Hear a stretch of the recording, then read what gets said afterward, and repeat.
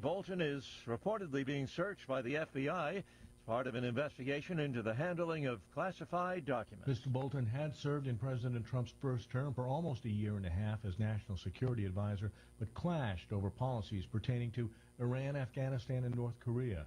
Subsequently, Mr. Bolton faced scrutiny over a book he wrote about his time in government, which officials claimed disclosed classified information. The Justice Department abandoned a lawsuit in 2021 and dropped a separate grand jury investigation. George Williams, Washington. California voters will decide in a November special election whether to approve a redrawn congressional map designed to help Democrats win 5 more U.S. House seats next year. Lawmakers voted mostly along party lines to authorize that special election in California. False reports of shots fired at 2 universities, Villanova near Philadelphia and the University of Tennessee, Chattanooga, sparked panic and lockdowns yesterday. Ashley Choi works in the library at Villanova. It was definitely scary. I'm not going to lie to you. It was really, really scary to have someone yell at you, get out, with while holding a weapon. But I know they're professionals. Villanova President Peter M. Donahue called the report a cruel hoax, and Delaware County District Attorney Jack Stolzheimer says they're investigating the source. We are going to make sure we do use every tool in the toolbox to trace these calls. That sound courtesy WPVI. I'm Ben Thomas. Federal Reserve Chairman Jerome Powell speaks this morning, and you can be sure that Wall Street and the White House will be listening closely. They'll be listening for any clues as to the central bank's next move on interest rates. On Wall Street, ahead of this morning's opening bell, Dow futures up 130 points. NASDAQ futures ahead 33 points. More on these stories at townhall.com. Gain a global perspective and specialized skills that many of today's top employers are seeking with an MBA from University of Maryland Global Campus. Study online and complete your degree in just 16 months for about $21K. Choose from MBA specializations in global business, marketing, HR, finance, and more. No application fee if you apply by September 3rd. Learn more at umgc.edu. That's umgc.edu. Certified to operate in Virginia by Chev.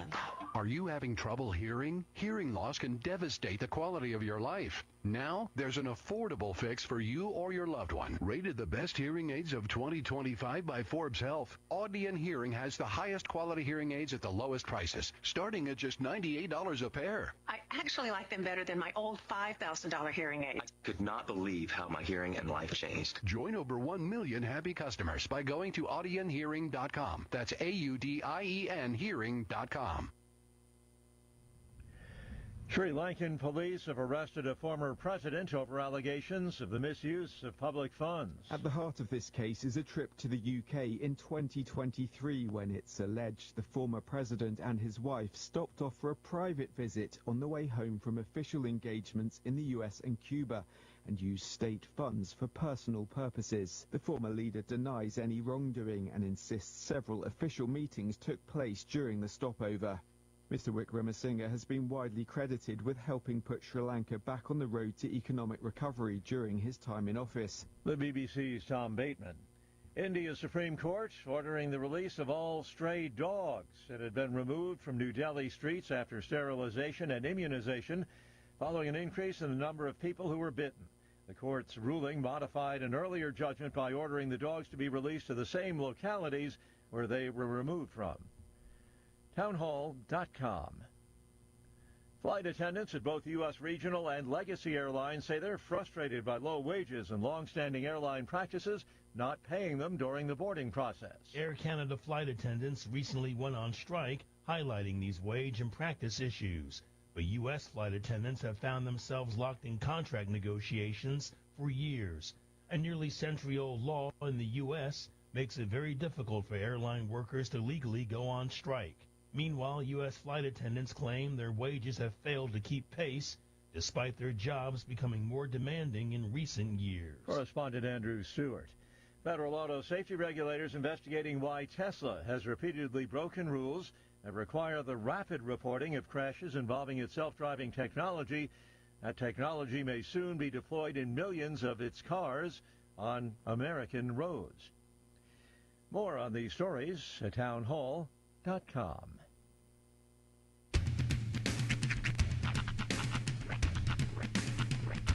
What in the wide, wide world of sports is going on here? I promise you, whatever scum did this, not one man in this force will rest for 1 minute until he's behind bars.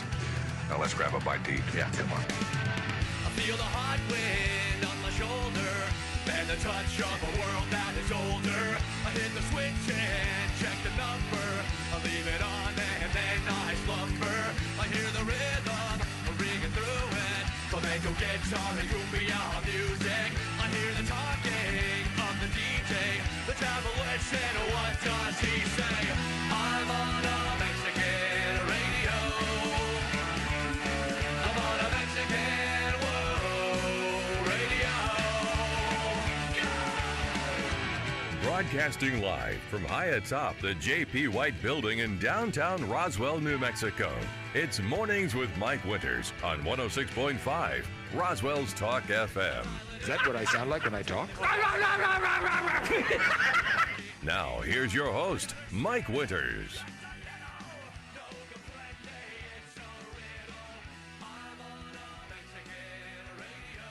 And good morning, one and all. Welcome to Mornings with Mike Winters. I am he.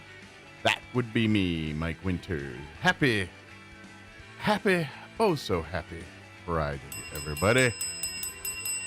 Yes. Foosball Friday. That's right. Busy Friday. The storm has arrived. Yeah.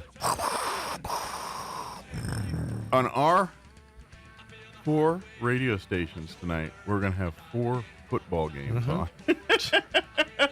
And then we'll have another one for you tomorrow night, too. Yes. But, of course, Roswell Coyotes return to the gridiron tonight. Home at the Wool Bowl. We'll have that game for you. It's the Coyotes and the Wildcats on a Friday night. You know, they're doing a version of In the Air Tonight now for Monday Night Football. Are they really?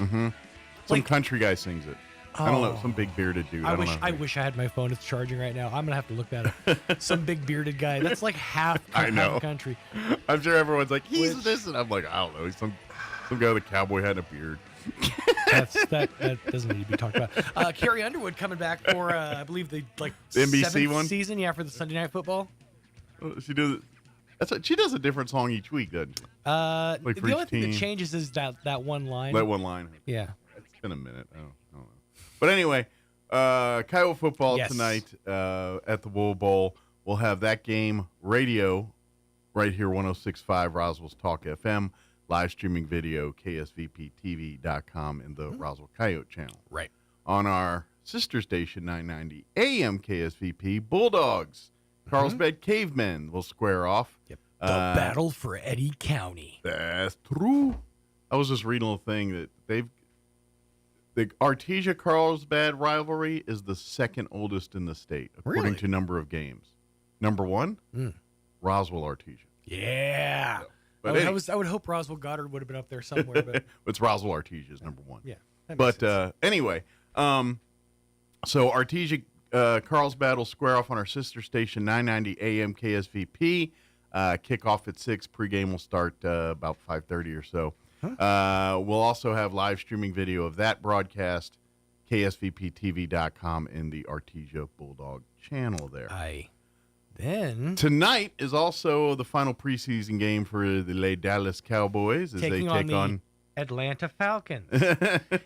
Anybody who gets that joke, we can be friends. That's a reference to a Simpsons episode. What they did was they wanted to be current, but they don't have South Park skills. So they were going to say who the teams were in the Super Bowl, but they did it by having Mo cover his mouth with a rag. And they went, Atlanta Falcons. And that was always one of my favorite Simpsons jokes. But they're taking on the Falcons tonight. See. Pre-game, or actually game starts 5 o'clock, I believe. Kickoff is at 6. At 6, okay. Yeah. Pre-game will start about 5. Yeah. And you can hear that game on your official station in southeastern New Mexico for all things Dallas Cowboys, 92.9 The Brand. And for our Espanol speakers on Pentero, 106.1 FM. He did it, everybody. I did it once. He's been studying. I may screw it up still. We know. But today, we got it right. Right. But, that'll be tonight. Again, kickoff still the same time in Spanish as it is in English, 6 o'clock. actually 5:30 because the pregame is 30 minutes shorter. Yes, the pregame will start later, but the kickoff is the same. That would be great if they're like, and now for our Spanish-speaking audience, kickoff again. Then they have to decide a law of averages of where the ball ended up. It'd be like the Olympics, how they always say the same thing in like 4 different languages. It'd be that kind of. We're going to do the kickoff in French now. Something that's, and again, I know, I always do this, but something really funny in pro wrestling is when they, at the beginning, if they're ever in like a foreign country, they'll always cut to the language of origins announce table. And as soon as they do that, you're like, oh, some shenanigans are going to be going down on that table, because they save the main English announcers table for the big spot. Yeah. But they always put the secondary table there to be like, this is here too for some of the mid-carders. There's going to be some shenanigans happening at this desk. Nice. Yeah. But, so we have all that. And then, of course, tomorrow night, Goddard Rockets travel to Portales to take on the Rams. We'll have that game for you on our other sister station, Pantera 106.1 FM. Kickoff for that one is at 6 p.m. Yep. It's on Saturday night, but an hour earlier than normal nighttime kickoff. Right. 5:30 pregame, kickoff at 6 o'clock. And again, you can hear that over on La Pantera 106.1 FM. And live streaming video, ksvptv.com and the Goddard Rocket channel. We got a lot of sisters. Yeah, so we got all that football accione for you this weekend. So, starting tonight. That's right. Get that itch scratched nice and early. Yeah, absolutely. I got... it's also week 0 of college football. Yes. Yes, this is officially what they call it is week 0. Is that what they call it? Yeah, there's a couple of early guys. There's one game, I think, happening in Ireland, believe it or not. And then American college football? American college football, yeah. Okay, just making sure. It's like Kentucky and somebody else, but they're playing in Ireland. Oh. And then next week, because of Labor Day, nothing happening. And then the official kickstart for the college season is 2 weeks from tomorrow. So Kentucky, which is kind of bourbon country. I don't have my phone, dang it. Versus Ireland, which, Scotch. Irish and the whiskey and all their thing. All I know is Scotland is Scotch, stupid. Yeah, but all I'm saying is, methinks there's going to be a lot of drunk people at that game between the Irish and the Kentuckians. Oh, and it's anytime a football game happens on a pitch, it's an interesting set of. You used the term shenanigans earlier. There's lots of those going to be happening. Yep. There. Soccer hooligans versus college football kids. Oh, fun. Where we don't like over here we say, who's your team? Over there they say, who do you support? Yeah. And then, because it's literally, if you don't, it's the wrong answer. Right. Actually, I said that way too jolly. Who do you support? Of course, I'm like everybody else. My knowledge is like watching episodes of Welcome to Wrexham. So. Yeah. Well, I feel like I'm pretty versed in British culture.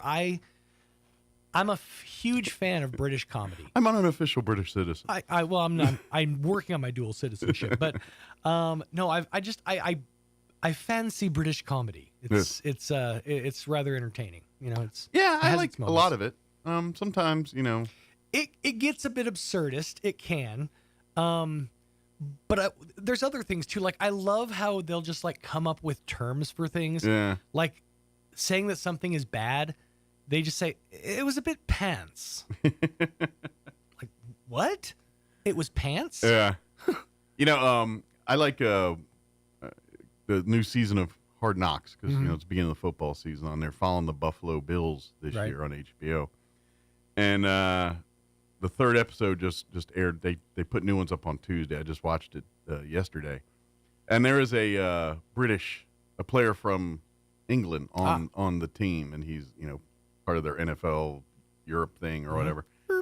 And of course, they're talking with him at the various social functions they have. Like one of the linemen, like apparently he makes his own pizzas, and they did like a big pizza thing. Fancy. But they invited a bunch of the team over, and the British guy was there with them. And of course, that's when they got all into the differences in the food, and they're like, "What's a crumpet, man?" And he's like, "You don't." And then he's like, he goes, "You dip your tea in your crumpet?" He goes, you don't dip your tea in your crumpet. I don't know where that came from. Yeah. We never dip our tea. And then he's like, you dip your biscuit, which is a cookie to you, but They get so smug about it too. Which is a cookie to you. I follow this guy on YouTube. I can't think of his name, but the channel's called Lost in the Pond, and it's about like different words and like how they're like said over here in America versus over there. Because he grew up in Great Britain, but he married and came over here to America. He's been here for like 18 years. And it's a lot of it's like, why do they use in place of like we don't need it. It's the whole reasoning behind it is from what the guy said was the American version is actually closer to the Latin translation, but because Great Britain has to be different, they have to do something different. They add the letter like labor, color, flavor. It's literally just it's to make it their own. Make it fancy. Yeah, they just do it because they want it to be their own. Is that what the Canadians? Yes, actually. And in do some their places. spell their defense and offense with a C? Yeah. It's frustrating reading Canadian hockey articles. You keep spelling offense wrong. You keep spelling defense wrong. Yeah, to somebody with like OCD, that can really drive you nuts. It does. I'm not gonna lie. When see kids when we didn't have access to the internet all the time, we had to get like magazines and stuff. And so when I was a kid, I used to get Hockey Digest I can't remember if it was a weekly or bi-weekly or whatever. Whenever it came out, I got one. And yeah, it was because it's a Canadian publication, and so I was all the time. They use the French word version of English words with a C, like.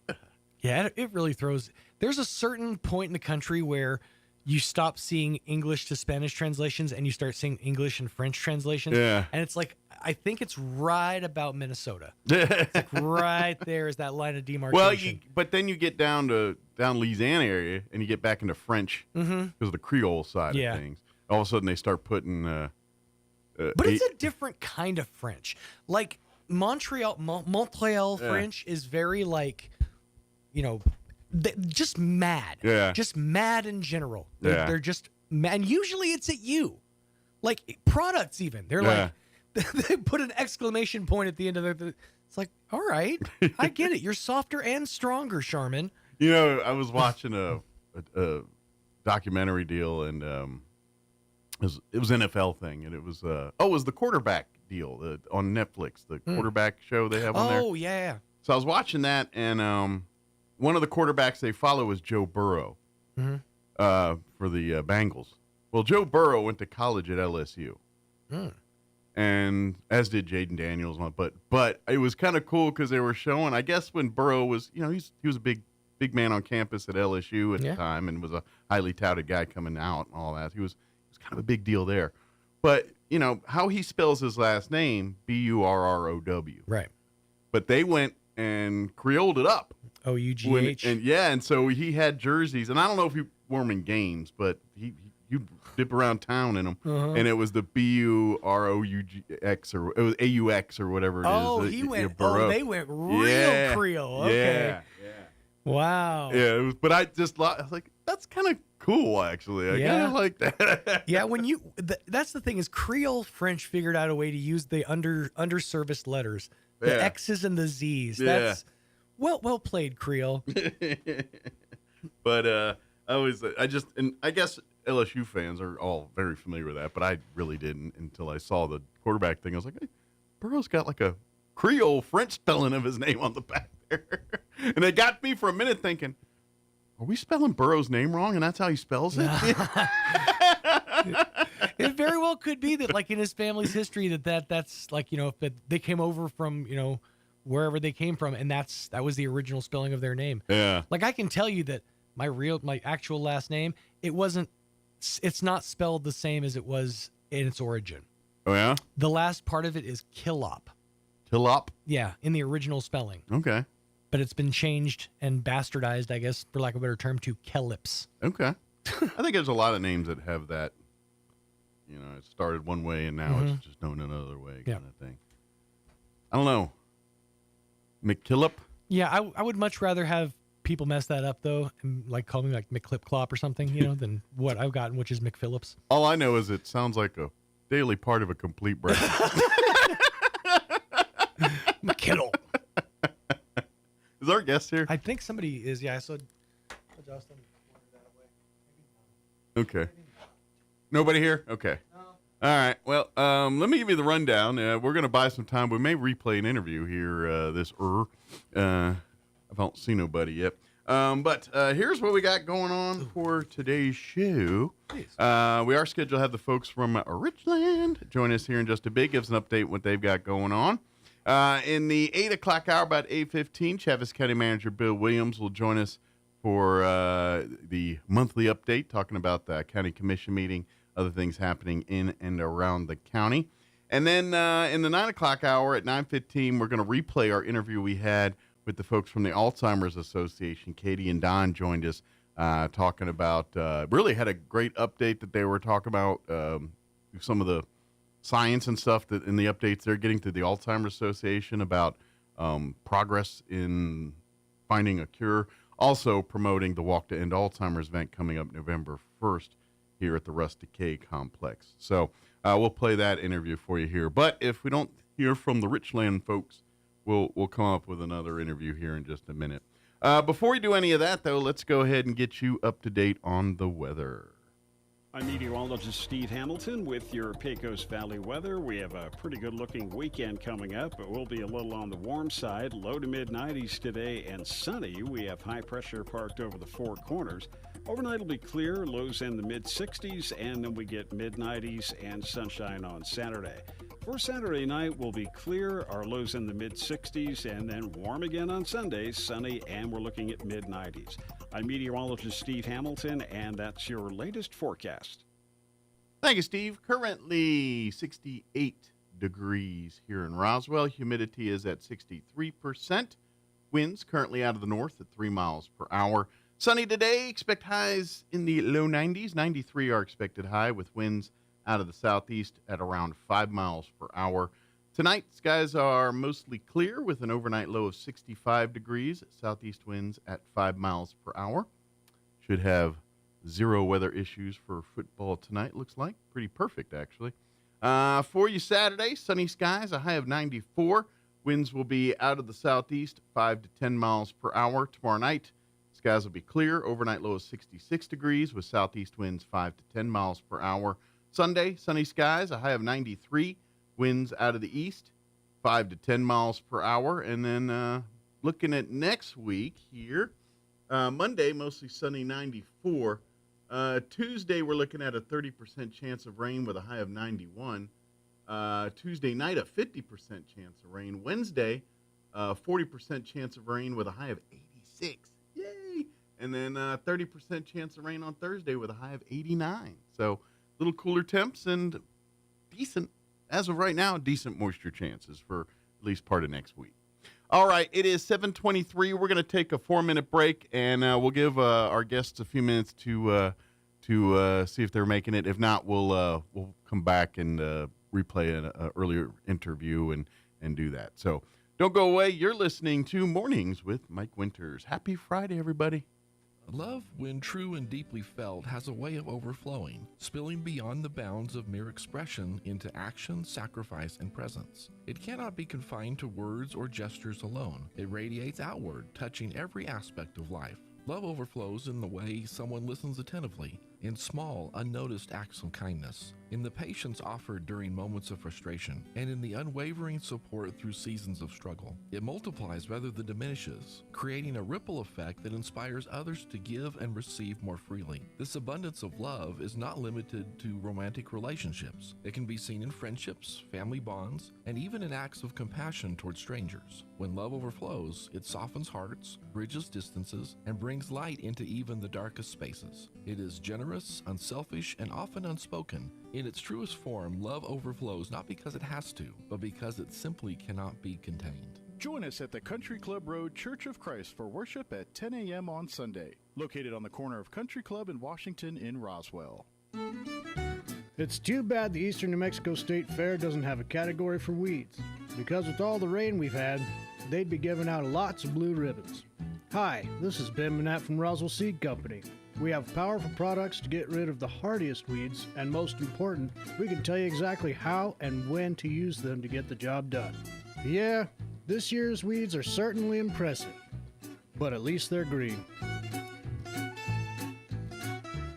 The ultimate Wi-Fi experience is now available to you thanks to Smart Home Wi-Fi with Plateau. Get fiber-to-home technology 100 times faster than average household internet speed. Plateau has multiple plans and options to fit your family. With Fast, get true 100 megs per second download and upload speed. With Faster, get true 500 megs of download and upload speeds. And with Fastest, you get 1 gig. Learn more at plateautel.com. Get the speed you need with Plateau. Tried, true. Trusted. Check out some of the store-wide savings you'll find this week at your local Farmers Country Market. Select jars of Skippy peanut butter are $1.99 each, and select varieties of banquet frozen dinners are 2 for $3. In produce, select heats of fresh New Mexico green chilies are 79 cents a pound. Full cases are only $19.99 each. In the meat department, family packs of boneless choice beef bottom round steak are $4.99 a pound, and family packs of fryer thighs or drumsticks are only 99 cents a pound. These are just some of the store-wide savings you'll find this week at your local Farmers Country Market.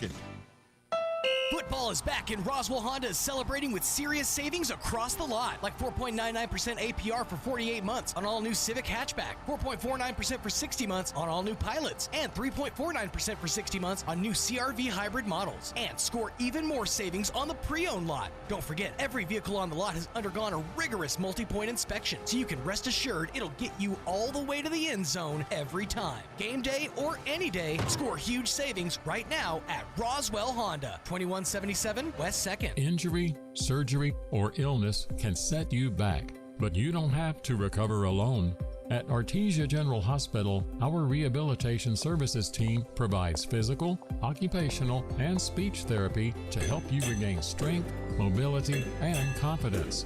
Take the next step toward recovery. Call 575-736-8174 today to schedule an appointment and get back to living life to the fullest.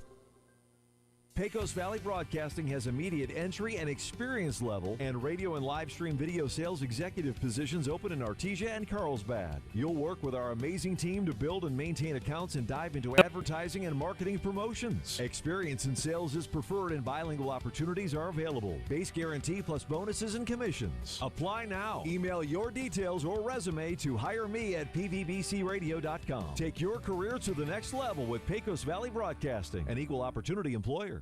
Mulan has the highest kill count of any Disney character. When asked for comment, Buzz Lightyear responded, "To infinity and beyond." Here's Mike Winters. And good morning. It is 7:28. I have not seen our guests yet there, but we'll give them another minute here. As a backup here, if we don't hear from them in here in a minute or two, we're going to play an interview we had earlier this week on Wednesday with Gary Thrine from the Roswell Chamber of Commerce, giving an update on a couple of things. I think he talks about an event yesterday or so, but there's others beyond that to talk about there. But yeah, so we'll play that here for you as well. Of course, I don't know if you heard there at the end of our commercial break, there was an advertisement that we are hiring sales reps here at Pecos Valley Broadcasting Company. We would, if you want to sell ads, and it's a pretty good career, ask our sales manager, Tom Spear. He's got a bigger house than I do, but but anyway, they do need help. Like, just please help them. Help them, so help me. I need you to sell ads to help me because, like, for instance, like I said, you just in case you haven't heard, we do have football games tonight. We got Roswell, we got Goddard tomorrow night, we got Artesia tonight, we got, we're hours from kickoff, and I'm still waiting on a final sales list from the sales department on who all our list of sponsors are. I'm still waiting. The game's tonight. They need help. Please apply. Help us. Help me for my sanity by applying to be a sales rep and do a good job. And that way I can get my sheets on time. I would see if we had more people, I would have had my final list of sponsors by now, which, I need this to get ready for the game today. But, sales don't get that. They'll suck up all the time and like, why is it not ready yet? Sorry, inside baseball. Point of all this is, please, if you're interested in a career in sales, please apply because they need help. Because I need help. All right, 7:30. Let's do this. Like I said, on Wednesday we had an interview with Gary Thrine from the Roswell Chamber of Commerce, giving us an update on upcoming events and activities and things like that. So here is Gary Thrine with the Roswell Chamber. Enjoy. In studio this morning from the Roswell Chamber of Commerce, Gary Thrine back with us. Good morning, Gary. Good morning, Mike. How was life in your world this morning? Optimistically fantastic. Good deal. Of course, busy time now that we're kind of getting into the fall months with back to school, with the air races weeks away here. It's a kind of a hopping time. Exactly. And July was busy, but August is following right along with it. We've had a whole lot going on. I'm not sure where to even start. I've got everything all color coded here on my calendar layout here. All right. So let me start out with our new members. All right. We have new members that have joined this month, and Hair Today, Gone Today at 309 South Main, Roswell. That's my problem. She I got a Hair Today, Gone Today too. She focuses on adult haircuts. Okay, cool. And then we have GF Sweet Treats, and the GF stands for gluten free. Oh, Sweet Treats Catering, also on South Main at 106. I've got a mother-in-law and a sister-in-law that are both celiacs that might want to visit that place. She does cupcakes, so it should be really interesting. Yeah, they were diagnosed with celiac several years ago, which for people that don't know, they're allergic to gluten. They get sick if they have gluten in their systems. If they eat things with gluten, they get sick. So gluten-free sweet shop is right up there. There you go. There you go. Just what the doctor ordered. Yes. And then near and dear to my heart, Integrity Payments has joined, doing merchant services. Good deal. And you can contact me about that on other than chamber-related business. Yeah, healthcare and benefits and all that stuff for your businesses and your employees and things. It's a one-stop market stop for anything a business could need. Yeah. So, and then we have Payroll Vault, along in the merchant services business, doing payroll service. Okay. And she works out of her home, and so I'm not giving out her address. But I imagine there's quite a few businesses that are maybe looking to unload that responsibility off their plate and let her business handle it. Exactly.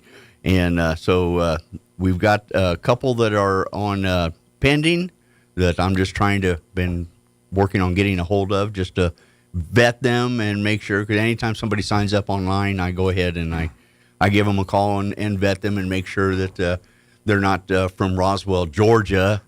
And that does occasionally happen. We get a business from Roswell, Georgia, want to sign up for the chamber, which they're more than welcome to do. Exactly. And I've actually had one business a few months ago that I told them, I said, well, if you ever decide to branch out, I do have a remote membership program, so you can be part of the Roswell, Georgia Chamber and the Roswell, New Mexico Chamber. You do commerce in all the Roswells.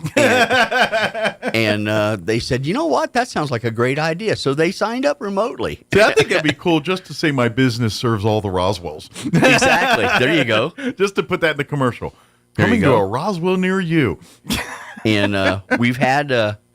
now getting into our events for this month so far, we've had a joint business after hours with the Hispano Chamber. Yeah, that was a nice event last week. Over at El Toro Bravo hosted Food was that. Good, yeah. And had a really good turnout, great success, and gave both chambers a chance to... kind of standing room only over there. Yeah, it was. It was more than just standing room only. It was literally elbow to elbow in there, but great opportunity to network and hear what was going on at the Hispano Chamber as well as what's going on at the Roswell Chamber. Yeah. So, but and it's good to see these Main Street downtown merchants doing well and thriving, and people coming in and shopping and supporting. It's a good thing. Exactly. And El Toro Bravo is always a great place to get a bite to eat. They're a staple of Main Street, Roswell staple for many moons now, as long as I can remember anyway. So, but and then on the 8th. We had a ribbon cutting out at University High School. They have a new lab, and it's not a stem cell lab, but STEM. I can't remember what the abbreviation for STEM is, but it's the science, technology, engineering, math. There you go. That would be it. And so they had a new lab with some new equipment, and that was very interesting. We had the superintendent gave a speech afterwards and introduced everybody. It was the first time we'd done a ribbon cutting where the kids, they threw confetti. When we said cut, the kids all had bags of confetti that were on strings. Okay. So you could just roll, afterwards they could just roll it up. So it was really cool. Confetti without the mess. Exactly. Confetti without the mess. They just sort of, threw it out and went streams of I feel like that was designed by a mom. That was, one of the teachers, I believe. Okay. A mom. I'm just saying that's an invention of someone that has to clean up behind people. Exactly. That's who invented that. And I'm going to say that's a mom 9 times out of 10. Took them less than 2 minutes to roll it all up and get it all picked up. So it was really cool. And then on the 14th, this last Thursday, we had a phenomenal business after hours. We had a remote member of the U.S. Air Force recruiting station. Yeah, I tried to come by, but my life was busy that day. So and they had the SPs bring a couple of robot dogs. Oh, cool. And they did a robot dog kind of wanted to go to demonstration. just give the Air Force guys a hard time a little bit. But that was different. But it was really great. That's cool. They brought the technology. We did it out front. Did the demonstration out front in front of the mural. I wonder how much trouble those recruiters would have got in if they broke with a robot dog bringing it down here. Because that's government property, and I'm sure they had to sign their life away to get that. They had the actual. I don't know if you can call them trainers. The handlers. The handlers. They would let the recruiter handle that. No, they we'll came save this to the skilled people. They had their little remote. Like drones have remotes. They had the same kind of remote for. And that was so funny. They could bounce and sideways and back I'm going to take a stab in places like Holloman Air Force Base where there's a lot of desert that you don't really necessarily want to send people out into. Those dogs are probably very good for that. Exactly, because they have built-in cameras and they can growl. And that temperature, those climates harsh out there, and those robots aren't affected by that like humans are. So yeah. And then after we did the ribbon cutting out in front of our mural, we went inside to the conference room, and they brought the dogs in and had them sitting in between the tables there while we were doing. Can you feed them? No, we didn't have to try and feed them. And then of course afterwards, everybody stopped and took pictures and everything. So it was really cool. It was something different, and it was really interesting. Then on this last Monday, on the 18th. We did Quilting Memories on grand opening at 500 North Kentucky. They she does individual or classes for quilting, and she has all kinds of stuff in there that is all geared towards quilting and sewing and stuff. And so she had a really nice setup, and we did a nice ribbon cutting for them. Good deal. Did she have her own ribbon? No, we brought our ribbon. Her ribbon's different than your ribbon. But she has a lot of really cool material in there. I bet. Usually it's craft stores. And so she had door prizes and everything. But tomorrow, we have a new business after hours for a 5-year anniversary / grand opening. Nate Tech has... They do relocated from over on Sherrill Lane. They've moved over to 201 East College. Okay. And that building that's set forever empty next to the UPS store. Yeah. They have totally remodeled that, and it is right up the street from the Burrito Express and all that. Right across the street from the sewing shop there and the equipment rental. Mm-hmm. Yep. And so. We're looking forward to that. They said bring your appetite because they've got lots of snacks and stuff. Very good. And we'll be doing a ribbon. We'll start at 5:00, and it'll run till approximately 6:30. We'll do the ribbon cutting about 5:30, and then turn it over to Nathan, and he will. If you're looking for protection for your stuff and your home and everything else, let them talk to them. That's what they do. Exactly. Yep. Exactly. Yep. And then we were supposed to have another ribbon cutting next Thursday. It would have been our 4th one of the month, but it has been postponed probably now until October. Okay, so it's going to move to so the one at the Sunny Smiles Dentistry is not going to be next Thursday. Okay. It's postponed till date to be determined in October. But they're open and they are taking open. They are appointments open, and again, they have remodeled the inside of that building. And we'll come and cut a ribbon and welcome officially here in a month or two. Exactly, exactly. And then we have on the 29th, we have the new home. The homes are being rehabbed by Rehab to Rental. Yes. We've done 2 ribbon cuttings for them so far, and we're going to do just came in yesterday afternoon. We have a ribbon cutting for them again this next Friday, the 29th, at 813 North Lee. Please come out. It was a home. It's a duplex that was involved in the flooding. Okay. It has been restored, and it's going to be, and so we're doing the ribbon cutting for them to go ahead and let families start moving in and everything. Good deal. So they basically rehabbed the house and got it, back to livable and good condition again. Exactly. So busy month coming up in September, the 4th of September. I always like to do a 2 to 4 week projection of what's coming up. We have Hippie Chicks at 802 South Main. Their 22-year anniversary. I'm going to say it's usually we're getting around to that time of year where we come in and celebrate the Hippie Chicks. Yeah. 22-year anniversary at Hippie Chicks from 5 to 6:30. And then there are more ribbon cuttings that haven't been put on the books yet, but I've had merchants who are like, okay, now that the kids are back to school, we're ready to do it. The weather's starting to cool down a little bit. We're going to go ahead and schedule our ribbon cutting in September, but I don't have anything else on the books as of yet, so if you're thinking about it, reach out. Give me a call. I'll get you an event request form, and we'll get that all lined up. Also, any businesses out there that if you don't have a red coat on your staff, this is a good time to sign up and become a Always red looking coat for more volunteers to represent your company and represent the chamber. Again, we do all these business after hours. We do groundbreakings. We do the anniversary ribbon cuttings, grand reopening ribbon cuttings. You're the official ambassadors for the Roswell Chamber. Exactly, and it's a great way to get to know people and represent your company. We've been doing it long enough to know when locals here in town see a bunch of people in red coats standing around, they know exactly what's going on. Exactly, or red polo shirts in the summertime. But as we get colder, they'll be busting out the red coats again. Yeah. For those that wanted to get into this year's Leadership Roswell, I'm sorry, but that window has closed. Well, they just announced the class last week here. Yes, so, everybody. Congratulations to all the folks that made it into this year's class. We had 30 slots and over 40 applicants. I think it was like 43 applicants or something like that. So if you did not get selected, if you were one of the 13 that did not get selected, don't be disappointed. There's always next year. You actually get weighted like this. They tell us every year, if you applied in previous years, when you apply the next year, your application gets more weight added to it, which means you get, in essence, a preference because you've applied in the past. And the fact that you are committed and keep applying is proof to the committee that you are serious about this stuff. So I've seen in years past where there's been people that's taken 3 years to get into the Leadership Roswell. But please do not just give up. Do it again, because you do get, they weight your application a little bit more if you've applied in the past. That's one of the criteria for that. So. Exactly. So looking forward to that new class starting up here they'll be in September. Here in a couple weeks, yeah. We still have some spaces left, very few spaces left on the map.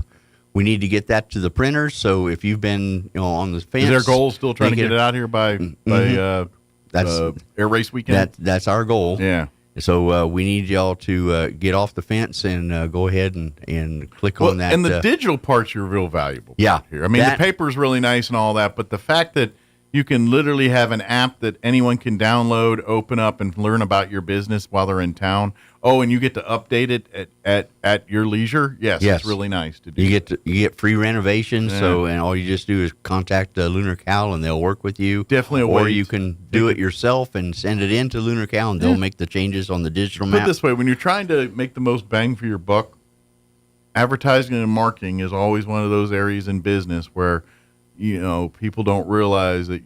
You don't have to blow the farm on it, but you got to invest some money and some into that for any business. And you want to get the most bang for your buck. So how do you spend the least amount of money by getting the most eyeballs or most, ears on your product?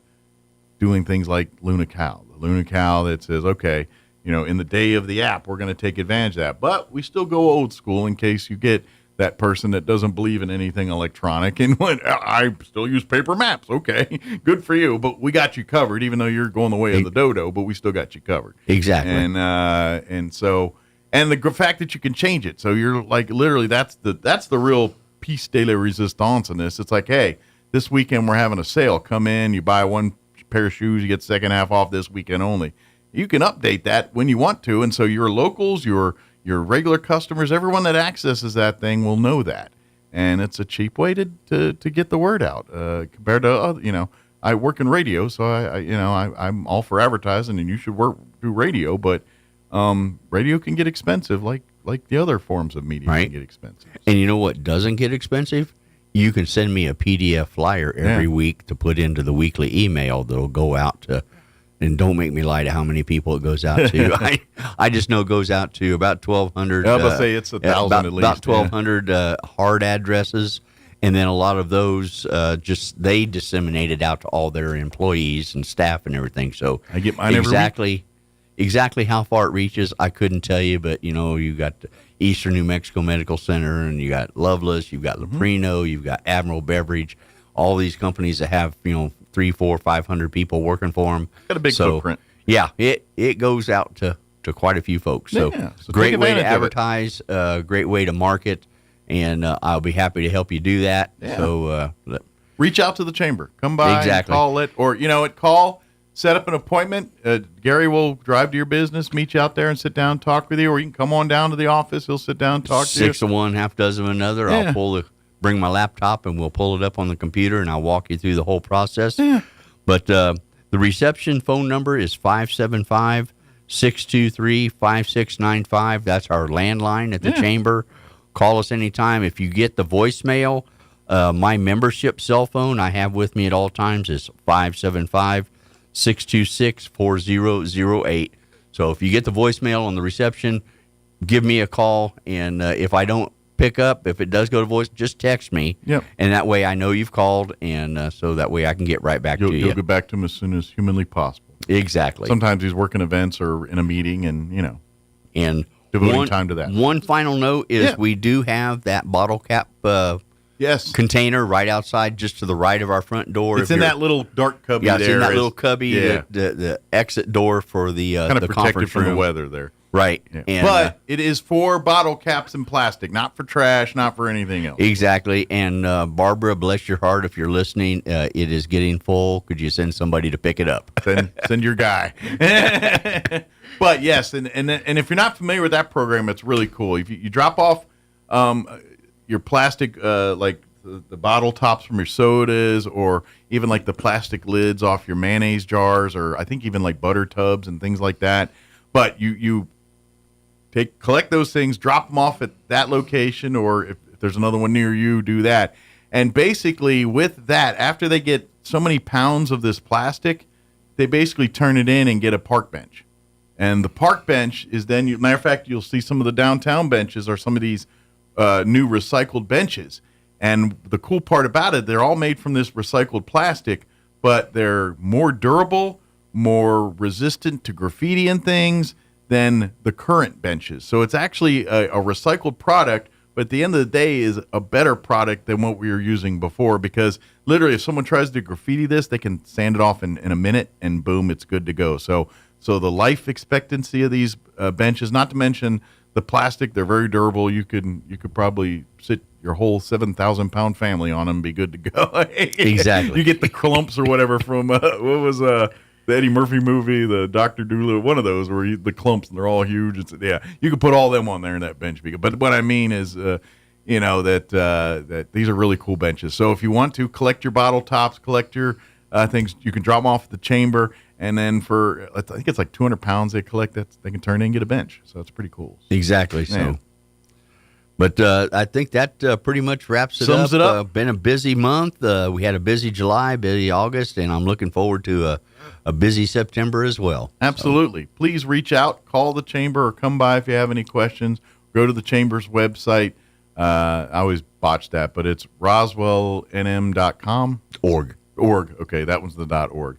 I always get, because it's close to the cities. That's -nm.gov or something, and I know it's like roswellnm.org. So that's where you go for the chamber. And then, of course, if you want to get on the Lunar Cow or any of the stuff we were talking about here, or if you a chamber member want to set up a business after hours or a ribbon cutting or an event, or if you're a business that's interested in becoming a chamber member, please reach out. Gary and the folks at the chamber, they got you covered. So. Exactly. Good deal. So, thank you, sir. Thank you for having me. I know you got a few irons in the fire. You got to go turn them over, so I'll go let you do that. All right. Thank you, Mike. We'll see you next time. Yep. See you in a couple weeks. Yes, sir. Thank you. Jared Sorello. Tuesday is the filing deadline for anyone interested in participating in the upcoming Carlsbad municipal election. All local elections, including Carlsbad, are now handled by the Eddy County Bureau of Elections. The candidate filing will be held from 9 a.m. to 5 p.m. on Tuesday, August 26th, at the Eddy County Clerk's Office, 325 South Main Street. Carlsbad municipal elections on this year's ballot will encounter 4 city council positions, 1 in each ward, 1, 2, 3, and 4. For more information, contact the Bureau of Elections, 575-885-3383. And the United Way of Eddy County's 8th Annual Day of Caring is scheduled for September 18th. Local businesses and industry partners will again pick up a paintbrush, shovel, or gloves, making a difference by assisting an area nonprofit with a wide variety of projects. This year's event is being sponsored by Mewborn Oil Company. P&R Enterprises is sponsoring the event hats, while Carlsbad Medical Center and Artesia General Hospital are generously providing meals. ConocoPhillips is assisting with PPE, and the Boys and Girls Club of Carlsbad is hosting the kickoff. Artesia General Hospital is also hosting the Artesia kickoff. You're up to date. I'm Jared Sorello. Pull out your credit card, and there it is. Your number, plastered right on the front like a neon sign. Anyone in line can see it. Snap a picture of it. There is a better way. I'm Kim Commando for Consumer Cellular. I made the switch to Consumer Cellular. Same great coverage, half the cost. Get $25 off today at consumercellular.com/Kim. The smarter way to pay, contactless payment apps like Apple or Google Pay. Instead of dragging plastic through a slot, you tap your phone or card and move on. Here's why it's safer. When you swipe or insert a credit card, the machine reads the actual number on the card. If that machine is compromised with a skimmer, your info's gone. With contactless, your real number never leaves your pocket. Your phone generates a one-time code that only works for that single transaction. Somebody grabs that code, too bad for them. There's also an extra layer of security. You confirm every payment with Face ID, Touch ID, or a passcode. Sign up for my free newsletter right now at getkim.com. Let's talk about big tech wireless companies and the tricks that they use. You know that free phone that they always promise? Well, you're really paying for it through a locked-in, overpriced monthly plan. And that $15 plan that just sounds too good to be true? It usually is. Most of the time, it's just an intro price that doubles or even triples later. That's why I switched to Consumer Cellular. I get the same reliable coverage as the big guys, but for less. And if you're over 50, get 2 lines with unlimited talk, text, and data for just $60 a month. No hidden fees, just great coverage and customer service right here in the United States. In fact, Consumer Cellular is awarded by USA Today one of America's best customer service. If you're an AARP member, you can save even more. Right now, you also get $25 off when you start. Just visit consumercellular.com/Kim. That's consumercellular.com/Kim. consumercellular.com/Kim. It's time for the Chaves County Sports Report. It's Friday night football starting off the season, and the Roswell Coyotes will be taking on Los Lunas at home at the Wool Bowl. That starts at 7 o'clock. Los Lunas defending 5A state champs, 11-1 overall. Los Lunas 8-3 in 6A, and they lost to Cleveland in the state quarterfinals. Meanwhile, Goddard will start the season at Portales tomorrow night. That's a 6 o'clock start. Goddard hoping to rebound from a 2-9 season. Dexter made it all the way to the 3A championship game, barely losing to St. Mike's in that. They'll start the season at Jowl. Demons at Panthers starts at 7 o'clock. NMMI at Loving at 7 tonight, starting the season for the Colts. Hagerman, Lake Arthur combo and 8-man football at Dulce at 7. Gateway Christian at Cloudcroft tonight at 7-2. The Sports Report brought to you by DSI. Call DSI for all your office technology needs. I'm Eric Butler at Roswell's Talk FM 106.5. With the Wall Street Business Report, I'm Bill Alexander. Both Wall Street and the White House will be paying close attention to Fed Chair Jerome Powell's high-profile speech today at the Fed's annual economic symposium in Jackson Hole, Wyoming. 3 weeks ago, the central bank kept its key interest rate unchanged for a fifth straight meeting. Federal Reserve Governor Lisa Cook said she would not leave her post after President Donald Trump on social media called on her to resign over an accusation that she committed mortgage fraud. More Americans filed for unemployment benefits last week, but U.S. layoffs remain in the same historically healthy range of the past years. Applications for unemployment benefits for the week ending August 16th rose by 11,000 to 235,000. Walmart powered through an uncertain economic environment to deliver solid second quarter financial results. Executives said Walmart was attracting customers, particularly higher income shoppers who may have avoided its stores in the past. For the Wall Street Business Report, I'm Bill Alexander in Washington. Hey Roswell, trade up to a new Ford or quality pre-owned vehicle for less during the final days of the summer clearance event at Roswell Ford. Right now, save big with clearance prices on new Fords with 0% APR and make no payments for 90 days. Your friends at Roswell Ford make upgrading to a new Ford or quality pre-owned vehicle for less super fun, super fast, and super easy. If you're making payments on your current vehicle and want out early, Roswell Ford will do whatever it takes to free you from your trade, even if you owe thousands more than it's worth. Worried about your credit? Don't sweat it. Roswell Ford has partnered with more aggressive lenders that will push to approve your credit, even if it's less than perfect. Get huge American-made savings, more for your trade, and a better buying experience. Get on board at Roswell Ford, because we'll do whatever it takes to make a deal. 821 North Main Street in beautiful Roswell. Call 575-623-3673 or online at roswellford.com. 0 APR for 48 months is $20.83 per thousand finance. Interest accrues from date of sale, subject to lender approval on select vehicles. Offers not combined. When you or a loved one need medical transport, cost and ability to pay shouldn't get in the way. That's why Trans-Aero Medevac, through the generous support of the Written in Red Foundation and the PY Foundation, provide air ambulance memberships to the residents of Eddy County at no out-of-pocket cost. As an Eddy County resident, as long as you're flown by Trans-Aero Medevac, Trans-Aero will accept your insurance or third-party payment with no additional out-of-pocket expense. Best of all, as a resident of Eddy County, you're automatically enrolled, free of charge. Because when minutes matter, financial burden should be the last thing on anyone's mind. You have a choice. Be sure to request Trans-Aero, a streamlined, personal, patient, and family-friendly air ambulance service. Flown for free thanks to the partnership from the City of Artesia and Trans-Aero Medevac. Life support by air.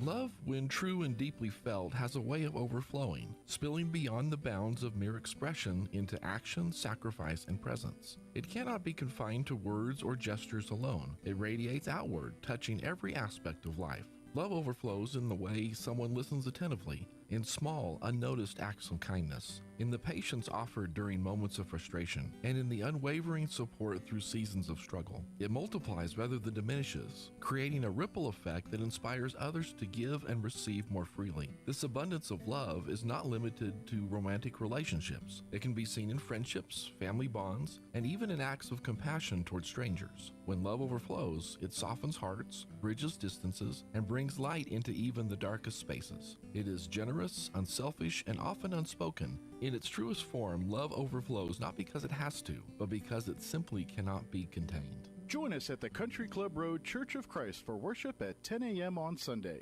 located on the corner of Country Club and Washington in Roswell. Hey, Mark. Morning, Sam.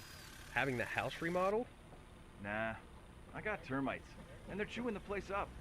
Welcome to the neighborhood. I've got them too. Really?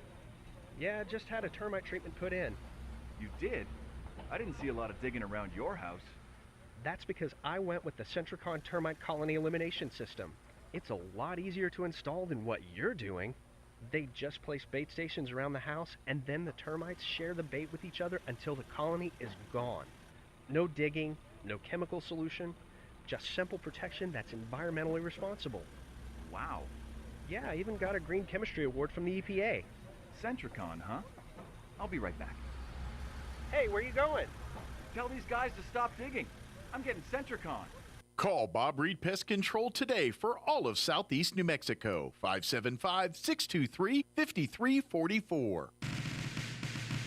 Your home for Armed American Radio is 106.5 FM, KEND Roswell. Hall. I'm Rich Thomason. A cryptic online post by FBI Director Kash Patel, who writes, "No one is above the law." The post appeared as FBI agents searched the Maryland home and the Washington office of former Trump National Security Advisor turned Trump critic John Bolton, said to be part of an investigation into the handling of classified information. A California gerrymandering bill signed into law by Governor Gavin Newsom. New congressional maps, if approved by the voters, are aimed at winning Democrats up to 5 more seats in the House next year. Former California GOP Congressman John Campbell gives the Democrats high marks for creativity in their gerrymandering. As a former California lawmaker, Campbell is taking a keen interest in the issue. I have looked at the districts. He says the most creative change involves a voting district held by a Republican near the California-Oregon border. That is very red country. That is conservative country. The new map would stretch a slim finger from that district hundreds of miles south into San Francisco. You take some of those Democrats from the Bay Area and run them up in there in order to dilute the Republican control of that district. Congressman Campbell was interviewed by the Salem Radio Network.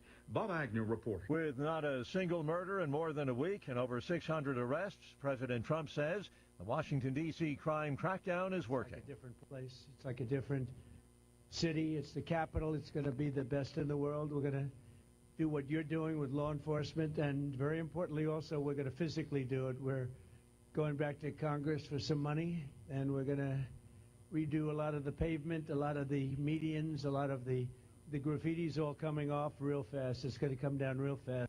Mr. Trump addressing law enforcement personnel involved in the crackdown.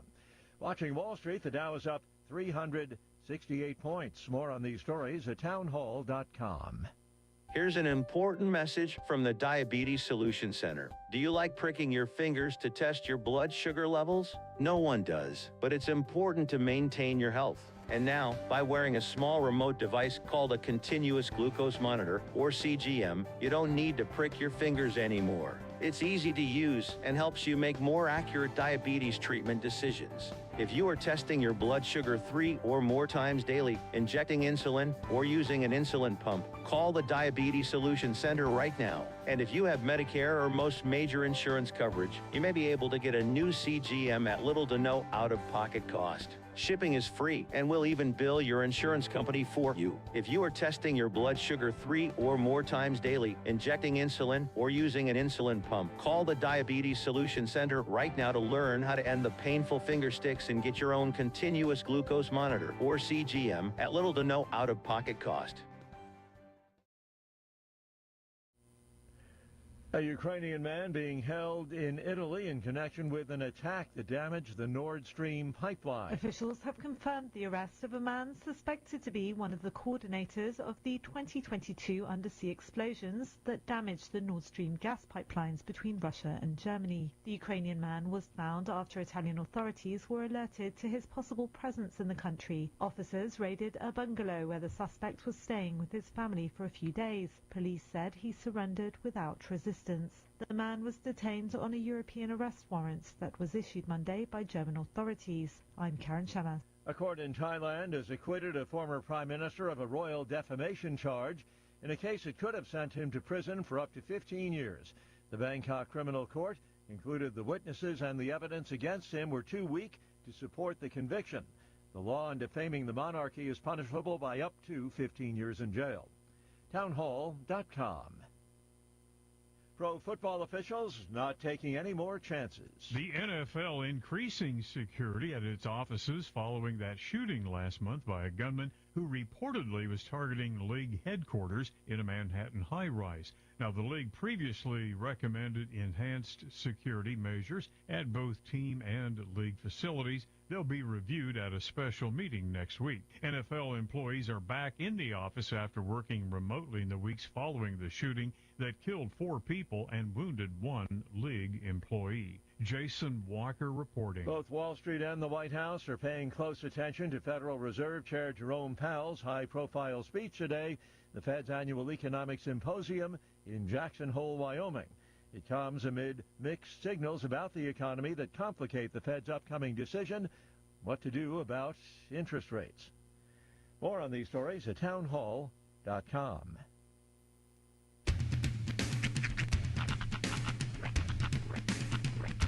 What in the wide world of sports is going on here?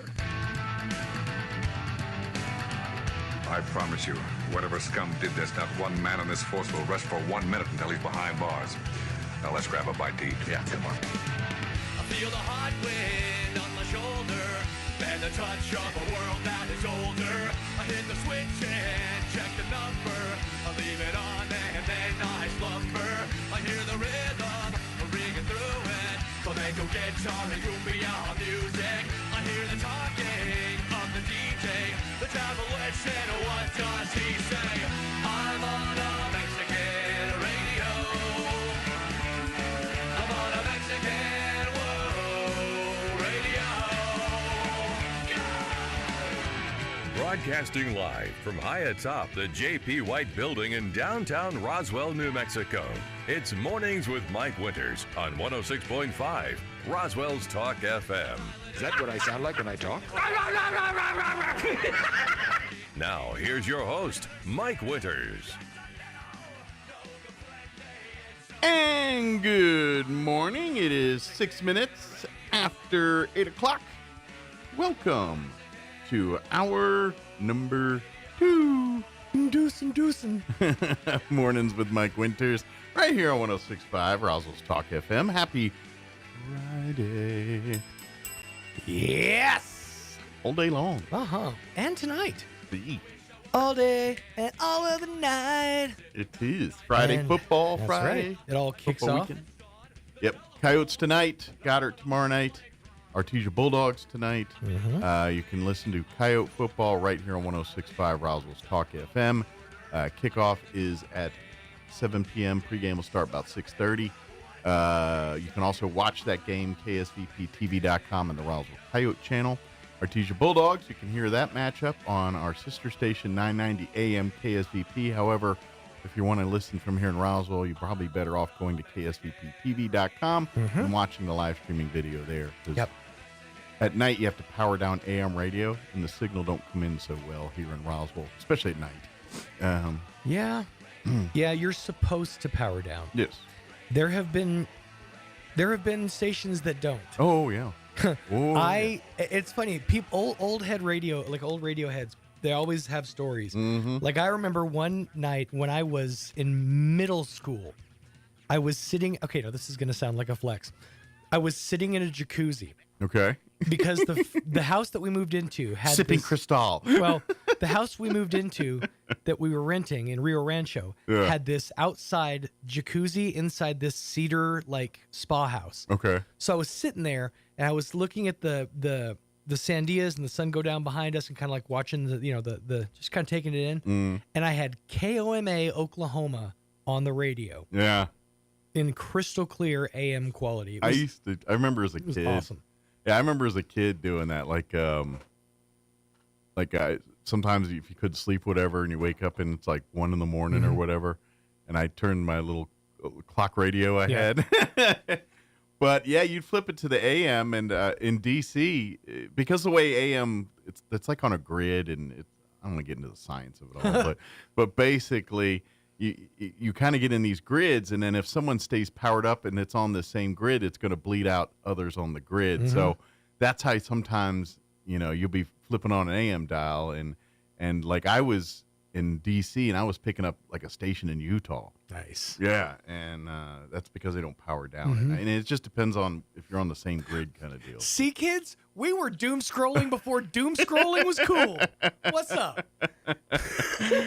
And then I learned, of course, when I got in radio that, by AM transmitters are supposed to power down at night and then power up in the morning. Yeah, you thought you were like breaking some kind of like law or rule when you found a station you weren't supposed to. Yeah. Come to find out, it was just they were lazy. And The guy didn't flip the switch before he walked out right. that night. Yeah, exactly. And if you get, of course, if the FCC catches you, you get fined and But you can. So it's usually some small town station in the middle of nowhere that has probably one guy that works there, and they didn't power down. Right.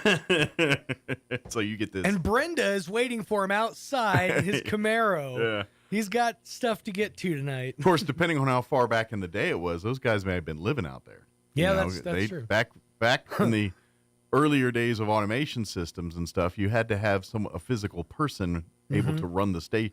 At any given time, you're supposed to be able to shut your radio station down. Yeah. And now we do it through automatic things. You literally call a phone and it shut it down. Or back then, you didn't have that option. Yeah. So literally, a guy would live out there. Like if you look at our old where our country and our Spanish station's tower site in Artesia is, that building, they've since remodeled and done some. But I remember going in there and they had like a little bed. Yeah. And a little bathroom and like a little hot plate. And people would live in there back, because I want to say that station has probably been around, that tower site probably in the 60s.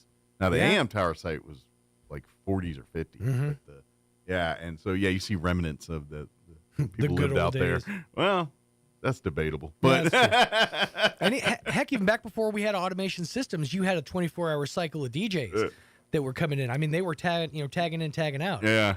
Unless you were running like long-form music or a news program or something. I don't think I'd want to live out in the tower site in the middle of the desert for a month at a time. You're in the middle of nowhere. Yeah, and quite frankly, your only friends are ginormous snakes. Right. You start building like scenarios. Like if you've ever watched the episode of Breaking Bad, I think it's the one called Granite State.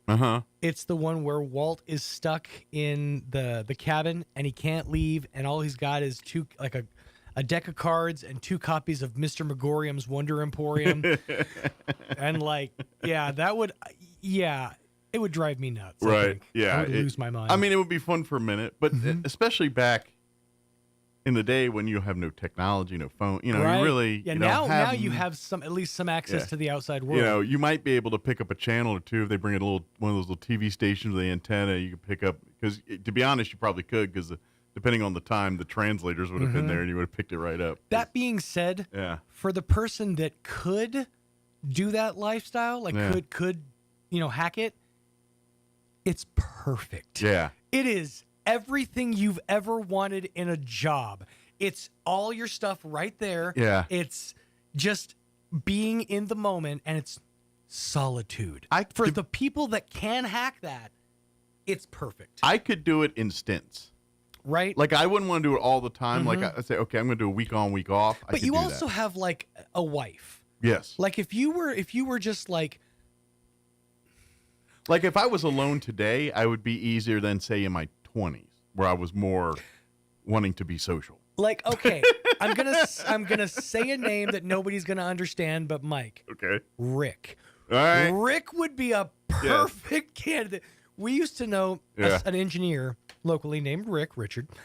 Great guy, fantastic dude. But when he wasn't working on equipment, he was just kind of hanging out and doing his own thing. I think he had like his hole. Yeah. And he just he was if I remember right, also a ham radio guy. I think he's still around, so we probably should be careful. And no, actually, unfortunately, I think someone told me he passed. Did he really? I think someone told me that. And this is how I find out. I think, but my source and my information is not strong enough to confirm for 100%. But I think he's passed. So, but and in all fairness too, the guy he replaced was a deaf audio engineer. So the bar was not Rick what you came in call. to replace Steve. The bar was not what you call high. That was one of my favorite bits about it's WKRP levels of I work with characters. There's the deaf sound guy. Like that just elicits a laugh from a laugh track, Yeah. Yep. And we had like 2 or 3 Herb Tarlick-esque people, but none like it was like an amalgamation of Herb Tarlicks. Yeah. We all had a little Herb Tarlick in us. A little bit. Unfortunately, no Lonnie Anderson. No, that was Roxy. We had 6 Johnny Fevers and a couple Herb Tarlicks. Oh my God. I like to think of myself more as a Johnny Fever than a Herb Tarlick, but I think it was a mix of the two. Me too. Yeah. As God is my witness, I thought they could fly. That's right. We didn't have we had a big guy sort of for a minute. Yeah. But not really. Yeah, for a quick second.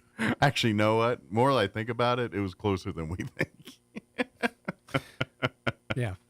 Well, and that's the thing. Radio back in the day was really just kind of like on a shoestring. Yeah. Like it was a miracle we made the airwaves every day.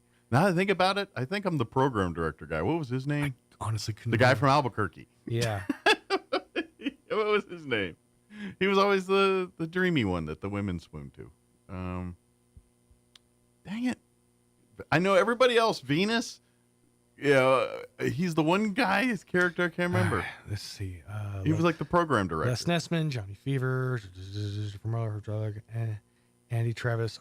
Travis. Yeah, Andy Travis. Andy Travis. That's who it was. Andy Travis. It's like, not Venus, Flytrap. That was Andy Travis. Andy Travis. Yeah. I can never remember that character's name. But he was the guy from, I think, at the end of the day, now that I look back, I was that guy in that scenario. I would give you the Fever or Venus. Yeah. Of course, that was I was super green. So I don't think I could make Nessman status. I was more like a Venus flytrap. Of course, I think Gabe was our Venus flytrap, honestly. Yeah, because he was way cooler than He was both the of us. real cool one, yeah. He was the one that you wanted to hang out with for cool points. Yeah, we were clearly, yeah.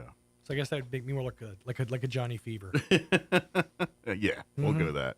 We're missing the rest of the characters. Feels right. So. Let me give you the rundown. I did hear our rustling in the other room, so I think our guests are here. Guest is here.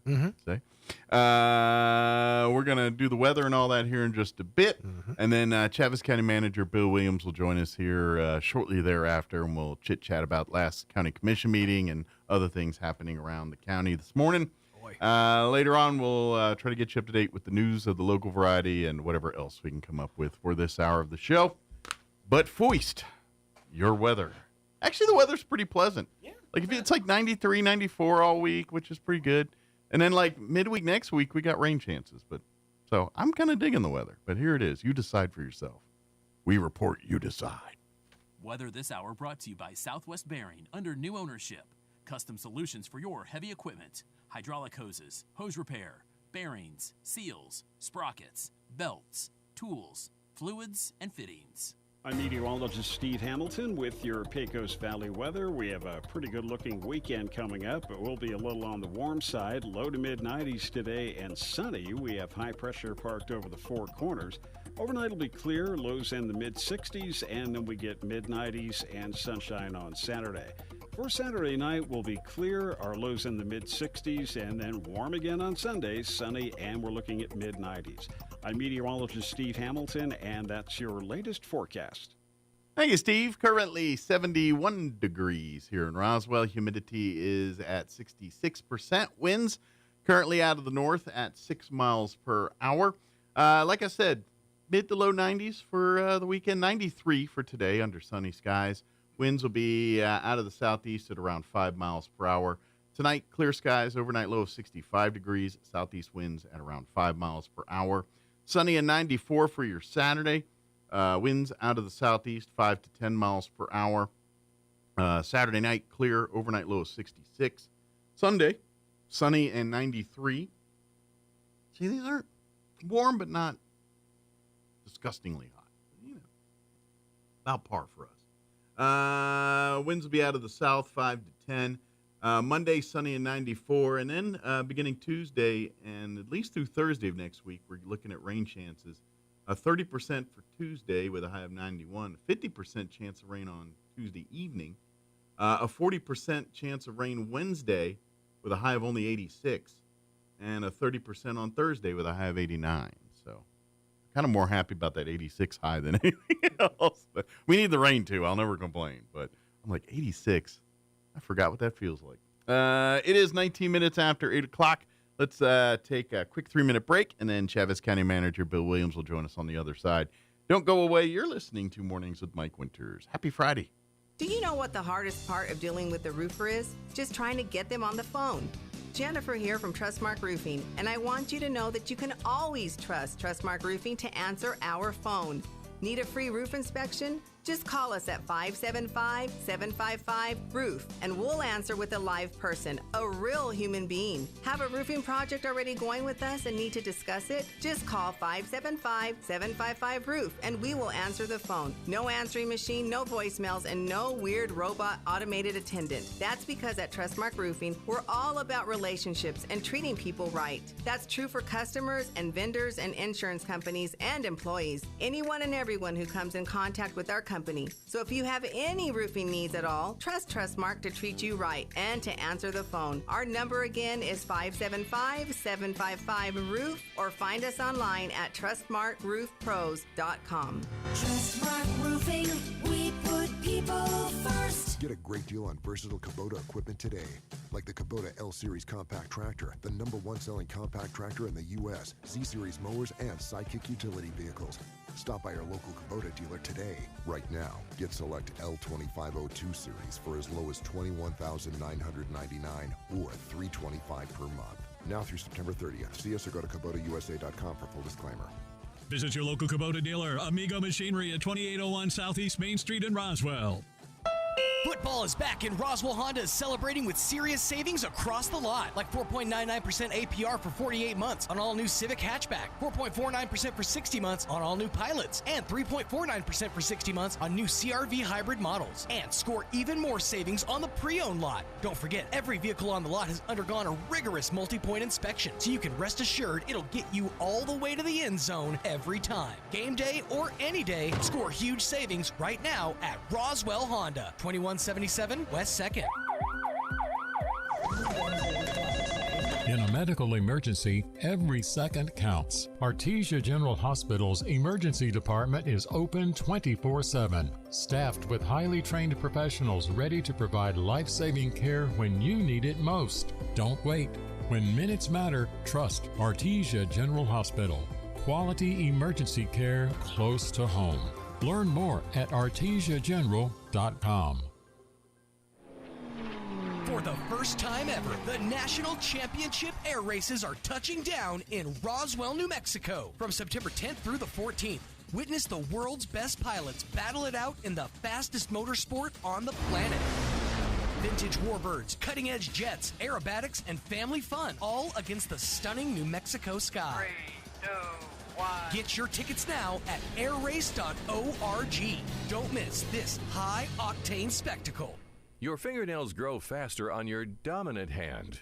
Not sure which is your dominant hand? Just wait. You'll nail it. Here's Mike Winters. And good morning. It is 22 minutes after 8 o'clock, and joining us in studio this morning, Chavez County Manager Bill Williams back with us. Good morning. Good morning. Good to see you. How you doing, Bill? I'm doing well. I was really entertained by your talk of old radio stuff this morning, the old days of things. My wife, many years ago, worked at KBIM Radio, and she sat behind the I downtown, if you know where the I was. On the CB, was it CBS I think it was. I believe you're right, yeah. She sat behind that, and remember going out to the radio tower that the Kings had back, I don't know, I think it's back behind the Sonic North or something. There was some giant tube that burned out. They lost all their transmission power. It took them like a week to get it. They were on side power and all kinds of crazy stuff. And those tubes are, I know a radio tube. Now, most of the time, most stations are flipping to solid states now, but back then those tubes, I know our AM and all that, it was about $1,500 a tube for, and I imagine TV's even way more expensive. Oh, I bet. But a radio tube was about $1,500, and you had to replace it once or twice a year, if I remember right. Well, things have certainly changed, and we saw that yesterday in our commission meeting, because the commissioners had to make a decision on a data center. That's something none of us know anything about. It's hard enough to get up to speed with solar and wind power and now battery storage, but now they've got data centers that are interested in coming to to a town near you. There you go. So that was we got one of the things land, they had so to they do. can set up the technology, right? Right. So, but yesterday's meeting was really interesting. I kind of want to start at the end of the meeting. All right. Because there's something I don't want to forget. All right. And then something we'll go important, back to let's there go was by some importance here. There was some, well, the most important thing was up front because some young people were honored and oh, cool. and did a great job doing some other things. But so I don't forget, everyone's anxiously anticipating the air show. Yes. Whether the anxiousness is from anticipation or from the unknown, I don't know. But, yes, but it's probably a cocktail of all of the above. But everyone's certainly, it's on the forefront of everyone's mind. And, of course, the city has worked really diligently to have meetings to assure the public safety and all that. They've got fire department stuff figured out. They're working with volunteers and others to make sure no matter what happens that people are going to be safe. They've made arrangements to bring in like 29 state police officers to assist them. The city police are, all scheduling their overtime because they're all going to be out there in force and yeah, I'd say it's hard. probably hard to get that weekend off in any law enforcement. I can imagine. And like I say, 29 state police coming here. Yeah. I think they had a few more, but as schedules settled out, I think they ended up with 29. But the city's done a really good job of engaging the community, had several public safety meetings so that everyone would know what happens. They did a desktop exercise. If this happens, this is what goes, And then yesterday afternoon or yesterday morning at the end of the meeting, the sheriff came to us and gave us his update. The sheriff has invited some additional counties to join him to enhance his staff. So he's going to have officers from different counties and here. Probably from Lee and Eddy, I'm guessing, or some of the neighboring counties. Well, actually had some from pretty far away, and I'm sorry I don't remember which counties. Okay. I want to say he said Taos County was sending a few too, but anyway, that brought up my question. I think they're just air race fans and get a chance to do some extra work down south. I'll take it. Yeah. How many people are coming just so they've got a ringside seat? Put it this way: my dad worked at RFK Stadium, as an usher, just to see Redskin games for free. So. Well, to see Sonny Jurgensen would be okay. Yeah. I would work as an usher for that. Chris Handberger, Sonny Jurgensen. Well, one of the side gigs in the last 40 years, I'm not sure I care anything about the Redskins. But one of the side things was he got to do concert stuff. So he saw a Rolling Stones concert. Oh my goodness! Wow. He saw I think it was Tyson and Buster Douglas fight. It was one of them fights that was in D.C. and he worked it. Yeah. Those fights, though, I want to be ringside, and that's what's nice about watching a fight on television. I mean, you're right there, but when you look at how far away those people are, and they're trying to say who hit who, yeah, that's unless crazy. you got the jumbotron nearby, it's kind of hard, or your ringside, it's kind of hard to tell. But I've never been to a fight, but that would be quite the charged room, I'm sure. So, but anyway, the sheriff told us that he was going to have some additional help coming in, and just had a question for him. I said, okay, so hypothetically, don't do this, boys and girls. Do not do what do not do this at home, kids. I said, hypothetically, a fellow by the name of Bill lives out east of Roswell and decides to come to town, and maybe he's driving too fast or something on a county road, and officer pulls up behind him and turns on the lights, and this gentleman, this hypothetical person, looks in the mirror and says, Are they asking me to pull over? Yeah. And so you start to pull over, and then you realize that it says Taos Sheriff's Department. Right, it's not a local sheriff. What do you do? Yeah. And he, so we wanted to clear up that there could be people here from out of town. Okay. And if they are, try to be respectful, be cautious. However, I mean, if you think that it's not right, 911, and dispatch turn on your hazard lights so that the person behind you knows that you've seen them. Drive carefully, slowly, whatever. Sure. And they can tell you, if, dispatch will say, hey, somebody's behind me. Yeah. I don't know who it is. And so if you have any doubt, but just want to be sure people know that there could be other law enforcement. So if you see a police vehicle doesn't look like a normal recognize, So be cautious, but be considerate and watch out. But the city has done a great job with assuring that everybody should be covered and we should all be safe. But, but again, there's a possibility you might encounter someone that is out of place. Sure. So I just wanted to say that. Patrol car looks a little different. The uniform looks a little different. Not that I get pulled over a lot, but it has happened, and I really don't know what I would do if. Well, Bill wants to make sure you can say, "Do you know who I am?" card. So, and he wants to make sure the deputies. I'm just kidding. That's right. So, but seriously, the air show is going to be a great boon to our community. Yeah, absolutely. We're anxiously. I'm anxious on multiple levels. Absolutely. Nobody knows what's going to happen. It is a big batch of unknown. It really is, of that course, first one. Each year that they have it, I know that we'll get better, we'll adapt, and things will just get better and better. But this is the first time of doing something that we've never seen before. So it's going to be really something. I will say this, a lot of lessons will be learned over that week. I will tell you that right now. Sure, that's the case. But it's going to be all for the good benefit, I imagine a few years from now it's going to be a much more well-oiled machine, and we're going to have it. But yeah, till the infrastructure's in place, till the lay of the land's in place, till we know exactly what kind of turnout we're going to get, it's kind of a crapshoot right now. Well, my wife sings most Friday nights, and trying to figure out how are we even going to get a parking place to carry your equipment in. That's my biggest concern is, like, if you're a volunteer or if you're something, how are you going to navigate getting in and out without spending 6 hours doing so? Yeah. That's a lot remains to be seen, but I'm sure it'll be great. And it's going to be a huge economic impact to our community. Absolutely. So hopefully we'll rise to the occasion and we will invest the money wisely that we make off of this deal. Absolutely. So back to the commission meeting and the most important the stuff. Important part. The honoring of some great people. So we honored a young lady with a proclamation yesterday. Her name is Adrienne V. Hill.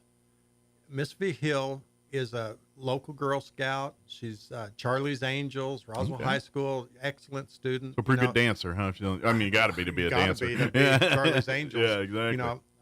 I'm such a bad dancer; they won't even let me watch them. I feel that pain. But she's just an amazing, outstanding young lady, and she recognized that we have a method in place to dispose of a U.S. flag when it's reached the end of its life, when it's no longer an honorable representation of our great nation. And she says, you know what? How do we get rid of the New Mexico flag? There's nothing in statute that says here's the procedure to properly retire it. To properly retire and honor the state of New Mexico and their flag. And so she looked into it, found out sure enough there was nothing in place to do that. And so she worked with the state legislature, and harder to say than you think this time of the morning. I need more coffee. But she worked with the state legislature, and they came up with a bill, House Bill 468, I believe it was, that talks about how to retire the New Mexico flag. So there's actually a law in place, which took place June 20th. I'm going to have to put a timeline when it actually will take place. So June 20th of this year, that law went into effect. So now there is a method and a set of instructions on what to do to properly honor the New Mexico state flag. That's pretty interesting. And as a part of this, they had to go to the Zia Pueblo because, of course, we have the Zia on the New Mexico flag. So they went to the Zia Pueblo and asked them, what do we need to do to assure that we honor you and your custom and culture as well while we're doing that? So we had an opportunity to pay tribute to the great work that she did. That's cool. And to recognize what she's done. We had a state of New Mexico flag. She was given an honor by the state legislature as well, and we've had senators and representatives and the governor sign this flag, and other local people that were at the meeting when she received that. And then yesterday we had the flag, so all the commissioners that had not signed it signed it. We asked the people in the gallery to sign it as well. It's a memento and a keepsake for her for so cool. many, many years. But I'm sure she'll have it her whole life. Oh man, what a cool thing! Yeah. But I am kind of curious now. Is there a set of rules, like for the U.S. flag? There is basically written U.S. flag etiquette: how to fold the flag, how, it's all the rules governing when you hang a flag. If it's at night, you got to put the light, the whole thing. Is there a set of those for the New Mexican flag as well, as far as etiquette and stuff? Because now I'm kind of curious. Or do we just assume the same rules apply? Or I don't know. I don't know. That's a good question. We'll ask her to check into the etiquette for the state flag. But now we have at least a disposal. Exactly. That's what I'm saying. We've got a starting point. That's where I'm kind of curious. Yeah. Just an omission. Mm-hmm. It's not that we couldn't exist without it. But she's right. I mean, there should be a dedicated way to properly honor our flag in our state. So she did a wonderful job. I'm kind of curious. And we're really glad she did that. Because there is actual, I know as being an American Legion, Legionnaire, and things like that, we do have American flag retirement ceremonies, and we actually do it stripe by stripe, and they cut the stars out and everything. Wow. Now I'm very curious to see. I want to see a New Mexico flag retirement ceremony. I want to see what is that process. I'd be very curious to see that because I don't know. I have no idea. I will make sure that you have Miss V. Hill's name and number, contact I would love to have her so that you can get her on here. I think that'd be great. And let her explain this whole process that she went through. Yeah. What a cool thing. Yeah. So we had that. Excuse me. And then there was a presentation by the Hagerman FFA.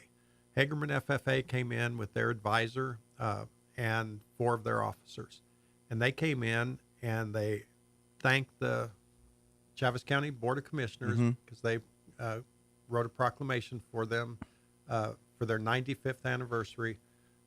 The Hagerman FFA chapter was the 6th chapter in the state of New Mexico to get their authorization to exist. Awesome. And that happened in 1929. Most chapters... Funny, those kids don't look that old. They're all doing really well. They are one of the few chapters nationwide, not just in New Mexico, but one of the chapters nationwide that has not rewritten or reorganized. Okay. This is the original. It is not altered or changed since 1912, basically. 95 years in existence, the Hagerman FFA. And I remember I was a Hagerman FFA. Back then. Person, a Hagerman graduate.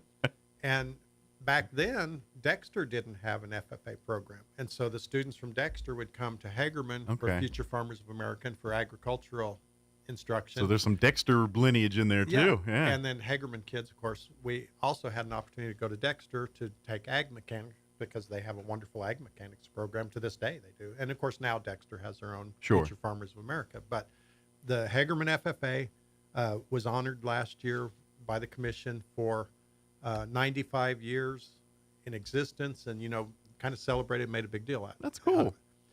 I was honored having been a Hagerman graduate, believe it or not. I graduated. No, you got a diploma and everything. And a member of the Hagerman FFA, former president of the Hagerman FFA many, many years ago.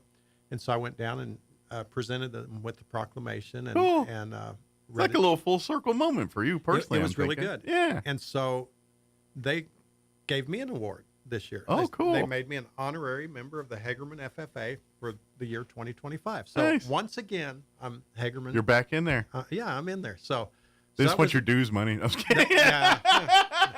No, it was a fun time, and I really, believe in the message of agriculture, and certainly within our county, and what they teach the kids and the Future Farmers of America is a wonderful thing. That is absolutely, yeah. It'll follow your whole life. So that's great. So that was a really cool thing. I'll say this real quick before we move on is a guy's been in radio for a minute and doing things, and every year we'll go to one of the fairs and do our thing at the fair, and we'll interview the FFA and 4-H students every year. And I'm telling you, of all the youth I generally interview over athletes, the drama club, all the various students and various organizations, the FFA kids are always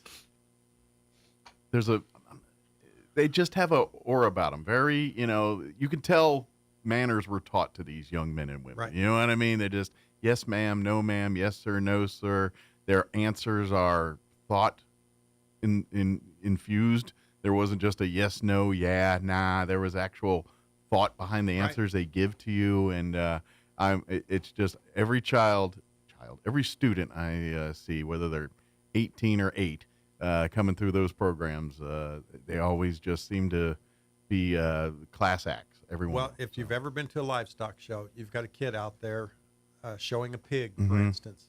That kid is dressed in his Sunday best. Yeah. His shirt is tucked in. His pants are pulled up. His boots are shined, but they might be losing. They've already their been walking shine. through some mud already. They might Yeah. be losing their shine a little bit, but Right. but you can tell that They started the day that way. that they respect the process. Sure. And they dress up for that, and they do their very best. Their Yeah. hair's combed, and they're showing a pig. Yep. You think, well, you're just herding a pig They- around. they're taking pride in how what nice they do. You do. need to be, Yep. but they do, and they're judged on that. Yep. And the kids really step up and come forward and Well, honor our it legacy. exudes in their other aspects of their life too. So yes, you are absolutely correct. Those programs are amazing, and not to mention raising and bringing up some great quality Right. folks. But guess what? Without them, we ain't eating in the future. That's all Right. I'm saying. Well, like Candy Spency's says, if you eat, you're involved in Exactly. agriculture. You know, that's her go-to saying. Yep. You cannot go anywhere. And Yeah, everyone- Candy will remind you, if you eat, you're involved. So You're absolutely correct. Yep. So we had one public hearing yesterday. It was for a special use permit for a utility scale solar project, data center, and battery energy storage system.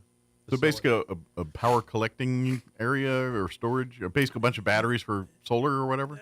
Yeah, but it's a data center. So Okay. for artificial intelligence, well, I guess for it's gonna any be a time bunch you of- send like a- something to the cloud, So it those are like doesn't actually- cloud servers or whatever you want to call it? I Server guess farm? so. And, Okay. and there's, this is all such new technology, and that's one of the things that our commissioners are actively trying to do is educate themselves on Gosh. what this is. We're in the process of rewriting our comprehensive land use plan that was written Okay. in 2014 and had one update, but we're rewriting that to make sure that we cover things that we never even thought about. Sure. We had no idea that we were going to need anything in there about solar or Yeah. wind towers or battery storage or Wait till data we- centers. That all has to be added. Wait till the because mind control probes show up, man. We don't know. We're going to need another chapter, the mind control. Just kidding, but yeah, you're right. We don't know because of technology. We had no yeah. idea any of this was on the horizon. Sure. So that's one of the areas that we're going to emphasize when we rewrite our land use plan. We won't be rewriting it because we have a pretty robust plan. Sure.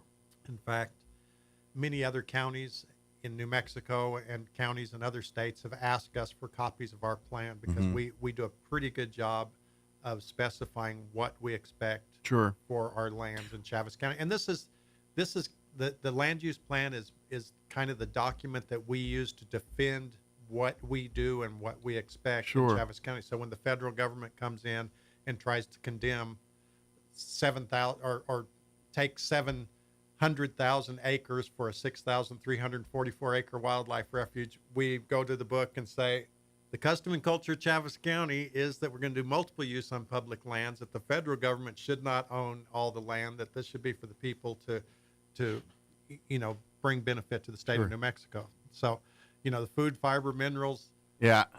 timber, all that stuff comes from hardworking people in our counties. And when the federal government comes in, takes it over, well, for instance, the forest. Sure. They quit harvesting the forest. Guess what happens? You have forest fires. Guess what happens? You have floods. You get the And so improper management. So yeah. we have this document that we use. It's kind of our guiding document. And if we end up in a battle with a government entity, we say, look, we told you years ago, this is what we expect out of you. We told you years ago that we know that the Federal Land Policy Management Act requires that you coordinate with local governments and bring us in early in the process. Don't tell us after you wrote the plan and say, what do you think? Right. We don't really care. It involves our backyard. We want every every part. So Yeah. we have all that in our plans. But again, like I say, everything has to be updated from time to time. We've Sure. found through the years, even though we have a good, robust plan in Chaves County, we found some little chinks in our armor, little gaps where we feel like we need to tighten it up and make Sure. sure that we're ready. Because as we've done these things, we've got 2 commissioners going to Washington in a couple of weeks to try to get our payment in lieu of taxes, make sure that that's secure for our counties. We've got 2 of them coming for that. And then we also have one of the commissioners has made some arrangements to go talk to the Forest Service about those very things I was just talking about. Sure. Commissioner Perry has got appointments to go talk to the Forest Service about how they manage and how they do things. So we try to tighten that thing up. But as I say, we had no idea about data centers and solar farms and how much bearing that would have on us. So we're all trying to educate. And sure, because I imagine, and this is maybe where it goes to a case by case as different companies and stuff come to the commission. But yeah, like you said, because let's face it, a lot of the county is farm agriculture and things. All right, if we're going to put a server farm somewhere in here, how's that going to impact the farms and ranches around? Right. Is it a minimal impact? Is it a major impact? That's the stuff you guys are trying to learn, basically. Right. That's what we're trying to learn. And of course, that's how our public hearings go. Is there's an opportunity for people who are for whatever you're trying to do, or opportunity for people who are against to speak up in favor or against it. Sure. So, well, and either way, it's all, and this is it, because it could be, there's these, both statements are true here. It's like, we got a lot of land. This could be a definitely financial and economic opportunity for the county by doing some of this, but we got to first learn at what cost. Yeah, exactly. And you can't. What's the catch? It's difficult to make those decisions if you don't understand what a data center is. Well, and then if you just greenlight everything, and then down the road you're like, oh, they're putting something in the water table that's messing things up, then we need to talk. That's one of the things that always come up in our meetings. People will say, "How's this going to affect the wildlife? How's this going to affect farming? How's this going to affect the water?" We're very fortunate that we have people that are engaged in that. I was texting with one of our county commissioners from Curry County last night, talking about yesterday's meeting, and he says, "You mean people come to your public meetings?" Yes, actually they do. Yeah, we get them stirred up enough, but and I told him sometimes they come with torches and pitchforks, but they're they here. do come. They're here. But this is kind of that part that you're kind of, we were talking about earlier here is being the watchdog for federal overreach on some of this stuff, because at the end of the day, the people that care more about our water table, our impacts of this and that, are the people that live here, the people that work, live, recreate, honor God, whatever they do it here. Yes. And they're planning to raise their families here for 50, 60 years. And if you put in something that's going to be there 50, 60, 100 years, you need to really kind of look down the road. And nobody's got a crystal ball, of course, but you need to take each project on its merit, and you need to take each project based on where it is in the county. There's a place for anything and anything in its place. Sure. But that doesn't mean that you put big solar panels right here where you're stationed. Exactly. We need you here, man. And maybe you put them on the roof. There you go. But that's what we're kind of trying to figure out. And that's right. But one of my point is this is where, I think the county and our commission and some of our neighboring counties and things, they really are the watchdog for us on these types of things. And this is why, all the time you see Bill coming in, and almost every time we talk, rarely do we talk just about the commission meeting. We talk about some bigger picture thing that impacts multiple counties or the region, and this is kind of one of those types of things. Well, the county commissioners are local government. Absolutely, they're local government, just like the mayor of Hagerman, the city council in Roswell, the Dexter town council. Those are all local government. The difference is the mayor of Hagerman, the city council, they fight more or less local battles. And I don't want to say they fight battles, because that's not what they're about. But their responsibilities vary. Their responsibilities are for that specific area. When you get to county government, these guys are actually reaching well beyond our county and working as a cohesive group nationwide to make sure that counties can represent the municipalities within their counties. It's a much bigger, even though it's a local government, it's the closest form of local government, to the people, but they have far-reaching responsibilities. And our counselors, our commissioners, have taken that very seriously. Sure. Like I say, Michael Perry went on his own and made sure he could get appointments with the Forest Service so he could talk to them when he's there in a couple of weeks. And this is, and if this is not a fair comparison, please tell me, but I kind of look at it like when you look at your city officials, mayor, city councils, like their charge is really, the day-to-day stuff, is your road good? Is your water coming on? Is your trash getting picked up? And the county has those same responsibilities. But that's not your forefront. Yeah. But when it comes to like constitutional rights and those types of things, the city's not so much. That's the fight where the county picks up at, and whereas the cities, they're busy making sure that the water. Now obviously if you live in the county, there is facilities and things, but mostly the city officials deal with city infrastructure, 90% of it, and that, of course they always talk about, all right, we're going to bring a new neighborhood here, a new business here into city limits, but for the most part, it's all about infrastructure. Well, when you look at a county, if they do something in Taos County, the state does something, the federal government does something in Taos County, that has the potential to impact Chaves County. Sure. And as we talked a couple of weeks ago about the National Interest Electric Transmission Corridors, we had 8 counties in eastern New Mexico, and actually going all the way over to Otero County as well. 8 of us were directly impacted by the federal government's move to condemn as much as 1,841,000 acres of land. They care less what it's used for. We might want that. We might need that. And so we banded together. The 8 counties banded together. We had several town hall meetings. We got at least hundreds, if not thousands. And I mean, it could have been thousands of people come to these town hall meetings and express their concern and their desire, what they wanted these county governments to do. And then we took that to a national level and got 3,084 counties belong to the National Association of Counties that counties across the U.S. belong to. We got them to approve a resolution in opposition of this thing that affects 8 New Mexico counties and 5 counties in southern Colorado, a little bit of, Oklahoma. But we did that right here. Yeah. Your counties in southeastern New Mexico brought the fight to They rallied the troops. So what they do is really important, and we're very fortunate that at least in our part of the state, I think I just sometimes group. Probably don't realize, and that's why I kind of wanted to. Yeah, when you talk about your, it's just that their issues are different than what a county commissioner works on is not necessarily the same as what a city councilor works on. But it's all important. Absolutely, it's just different. But when we talk about it's just a different job. But when we talk about things like when federal government moves in, that's more of a county fight 90% of the time than a city fight. I'm not saying it's never, but sometimes we're successful staving them off. In 2014, we successfully fought against the listing of the prairie chicken as a threatened species. We said the science doesn't bear this out. Yeah. Federal judges heard the case. They said, you know what, you're right. Science doesn't bear this out.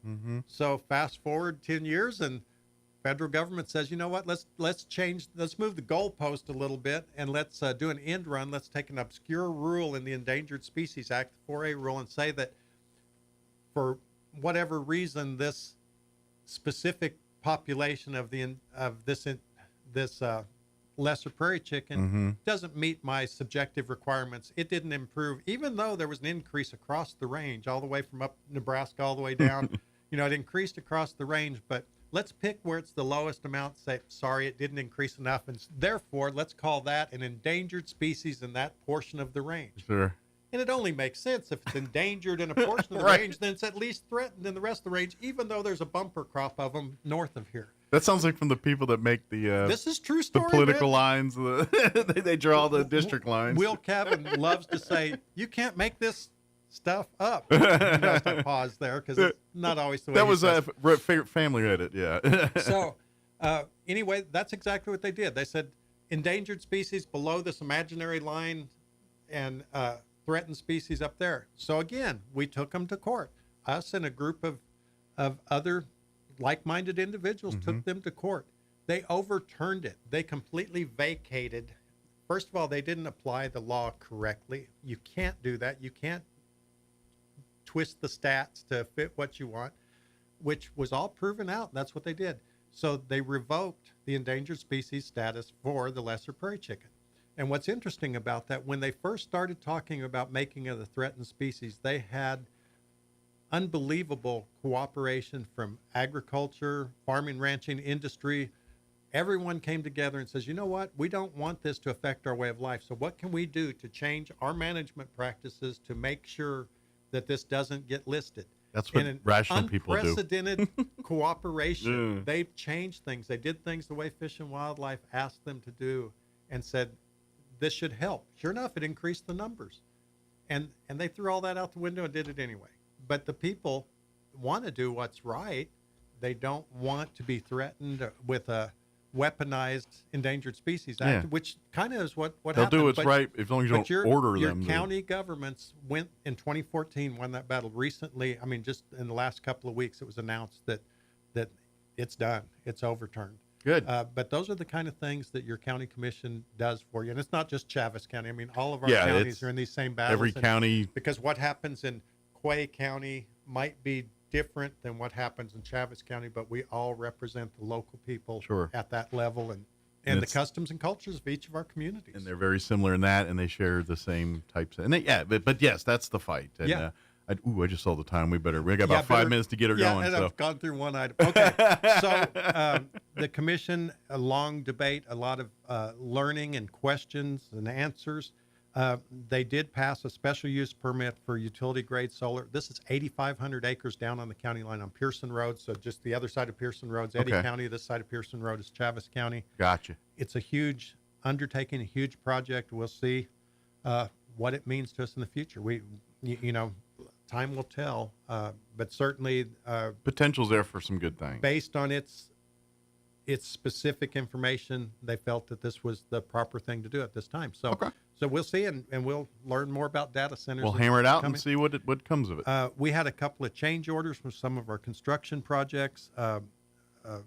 $18,000 change order for the Cultural Plaza over here across the street. That's coming along nicely. I encourage everybody to drive by and see the stage and stuff that's starting to go up. If you're going by the farmers market tomorrow morning, go walk on over there and check it out. Farmers market, we went last weekend. It was really, again, a great event. That event grows They're hopping every year. right now. Right now it's like the sweet time. They're really doing good. This is probably like the high tide of farm. Like the produce is coming in pretty good right now. Well, Tina bought some fresh produce Saturday, and of course, I ate it right up. Didn't slow down. Another change order to our Pecos Valley Regional Communications Center renovation. We're building an entire new space for dispatch. The county houses them, and we're giving them a much larger space and an opportunity to grow and meet our needs for the next, hopefully, 50 years. They've been in their current location for about 20, and they've way outgrown it. So we really hope. And this is the community dispatch. It's not just the county. It's not just for the volunteer fire departments and the sheriff. This is city, county. It serves all the people in this area. Yeah. And it's on a quick side note, we have a series of towers all the way around town that all communicate with one another. So if an officer keys his radio mic to talk back to somebody, it may not go to the closest tower. It may go to a farther one, but then that tower communicates with all the other towers. So that means somebody 100 miles, this is a big county, 100 miles away down in the Boot Hill, one of those towers is going to be able to make contact with him, and you don't have that old days, we were talking about radio stuff. Right. You can't hear anybody unless you're next door to them. One of our towers was struck by lightning down in the Boot Hill. That tends to happen. And everyone is amazed at how completely it destroyed all of the equipment. Things are welded together. We're unsure if the tower even survived. Just melted, huh? They're going to have to evaluate that because I guess it was a direct hit. And man, the photon torpedoes hit it hard. I don't know. I've seen a few towers lose those battles in my day. So we did that. We approved some appropriations that we got. We're always working towards getting more funding for different things in the county. We had 5 appropriations that we brought forward and got those approved. Minor update to the Chaves County purchasing policy. I'm trying to do the fast. We're the streamline. And a couple out-of-state travel deals. And then we had in other business, we had a quick question about an appeal of our decision to not allow someone to store some recyclable wind turbine blades on their property. Oh, yeah, we talked about this last time. And it kind of got into a much deeper area, and so they decided that what they would like to do is have this come back as an official zoning deal where we would have an open public hearing and all. They're going to ask them to apply for a special use permit for that use, and then it will go through the planning and zoning. It'll go through the commission ultimately. And So that was quite a long meeting. That one got yesterday. bigger. It was a good meeting. It was fun, and I was just really glad to see the young lady get the award at the beginning. That's so cool about the flag. So proud of the local leaders and the future farmers of America. It's always good to see the future leaders. We definitely. I'd love to have her on the show. I will get you her information. It's an amazing story. Amazing. I don't know. Let's see. Not only we've got to start here, but I think maybe this. I don't think she's done yet. I think she's got more work to do. I think that this young lady will be a part of New Mexico for her whole life. Yeah. I mean, she's just really an outstanding individual. Just getting started here, but absolutely. Of course, don't forget you can always go and check the meetings out. They're filmed at the county YouTube channel there at the county website. Yes, I was going to say they're on YouTube now. Yeah. They're not on Facebook. Facebook has changed the way that they do things, and so they delete their videos after 30 days. Yes. And we can't do that. So yeah, you need those up there for perpetuity. But yeah, they'll find them. But I believe there's a link on the county website to that, to the YouTube page. To the YouTube channel. Yes, exactly. You can go back and watch not only yesterday's meeting, but previous meetings as well, too. Can't watch future meetings yet. We haven't figured that technology out. Well, with the data centers, maybe. Maybe. Thank you, Bill, as always. Thank you. Have a great weekend, and we'll see you next time, if not sooner. Okay. Thank you. Good deal. Appreciate it. 9 o'clock, you're listening to 106.5 Roswell's Talk FM, KEND, or Roswell, New Mexico. In the streets of Washington, D.C. They're there as part of President Trump's crackdown on crime in the capital city. Wall Street's rallying following remarks this morning by Federal Reserve Chairman Jerome Powell. The Fed chief signaling the central bank is open to cutting interest rates, but Powell offers no indication of the timetable for that. Another legal victory for President Trump. An appeals court tossing out a massive civil fraud penalty against Mr. Trump in New York. Donald Trump will not have to pay more than $515 million in penalties, even though an appeals court upheld a judge's finding that he engaged in fraud. The 5-judge panel said the monetary penalty was excessive. The president, who had argued the case was politically motivated, declared victory after learning the news. However, the court upheld other punishments, including banning the president and his 2 eldest sons from serving in corporate leadership for a few years. Greg Clugston, Washington. The Maryland home and the Washington office of former Trump National Security Advisor John Bolton have been raided by the FBI, part of an investigation into the handling of classified information. Hurricane Aaron continues to generate tropical storm force winds, very heavy surf, from the coastal mid-Atlantic north into southern New England. Authorities have pleaded with people to stay out of the ocean. Aaron is now a Category 1 storm, slowly moving away from the east coast. And Israel rejecting the UN's declaration of famine in Gaza, a declaration that places the blame on Israel. The Israeli Foreign Ministry says Hamas propaganda is at the root of the famine declaration. Wall Street, the Dow is up 812 points. The Nasdaq ahead, 395. More on these stories at townhall.com. Everybody wants cheap airfare, but where do you find it? You call low-cost airlines. Their prices are direct from the airlines, and they're so low you can't find these fares published anywhere. They specialize in cheap flights, discount hotel rooms, cheap car rental rates, and great package deals anywhere around the world. Wherever you want to go, they can help you get there cheaply and with a best price guarantee. If you want the lowest prices on your airline tickets or other travel services, call now.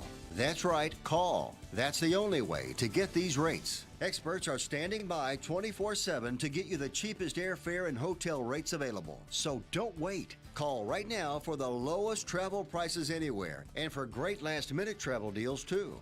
Call 866-755-5300. That's 866-755-5300. Again, that's 866-755-5300. Call us right now. Israel issues a stern warning to Hamas amid an Israeli military takeover of Gaza City. Israel's defense minister has warned that Gaza City could be destroyed. That's unless Hamas accepts Israel's conditions to end the war as the country prepares for an expanded offensive in the area. Israel Katz wrote on a post on social media platform X, "The gates of hell will soon open on the heads of Hamas until they agree to Israel's conditions for ending the war." His comments come a day after Prime Minister Benjamin Netanyahu said he would allow the military to mount a major operation to seize Gaza City. Netanyahu added that negotiations would also restart with Hamas, aimed at returning all the remaining hostages and ending the war on Israel's terms. The wide-scale operation in Gaza City could start within days. I'm Lawrence Brooks. News and analysis at townhall.com. Police divers in Italy have cleaned one of the biggest underwater attractions of the Mediterranean. They've used pressurized water hoses to remove crustaceans from the Christ of the Abyss statue that was placed on the seabed off northern Italy in 1954 as a memorial to those who have died at sea.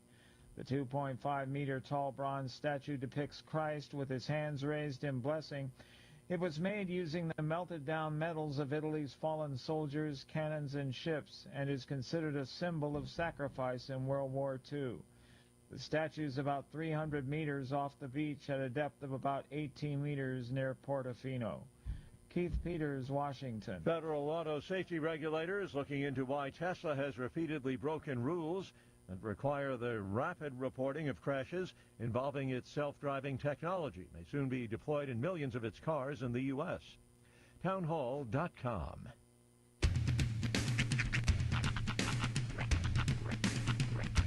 What in the wide, wide world of sports is going on here?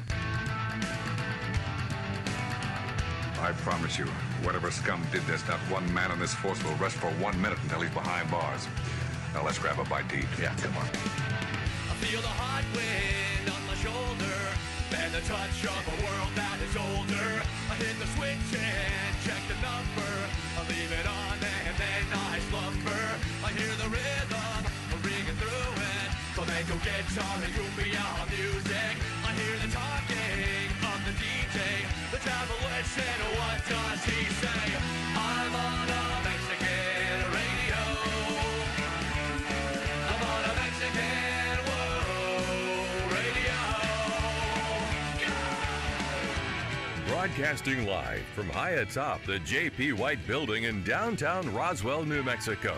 It's Mornings with Mike Winters on 106.5 Roswell's Talk FM. Is that what I sound like when I talk?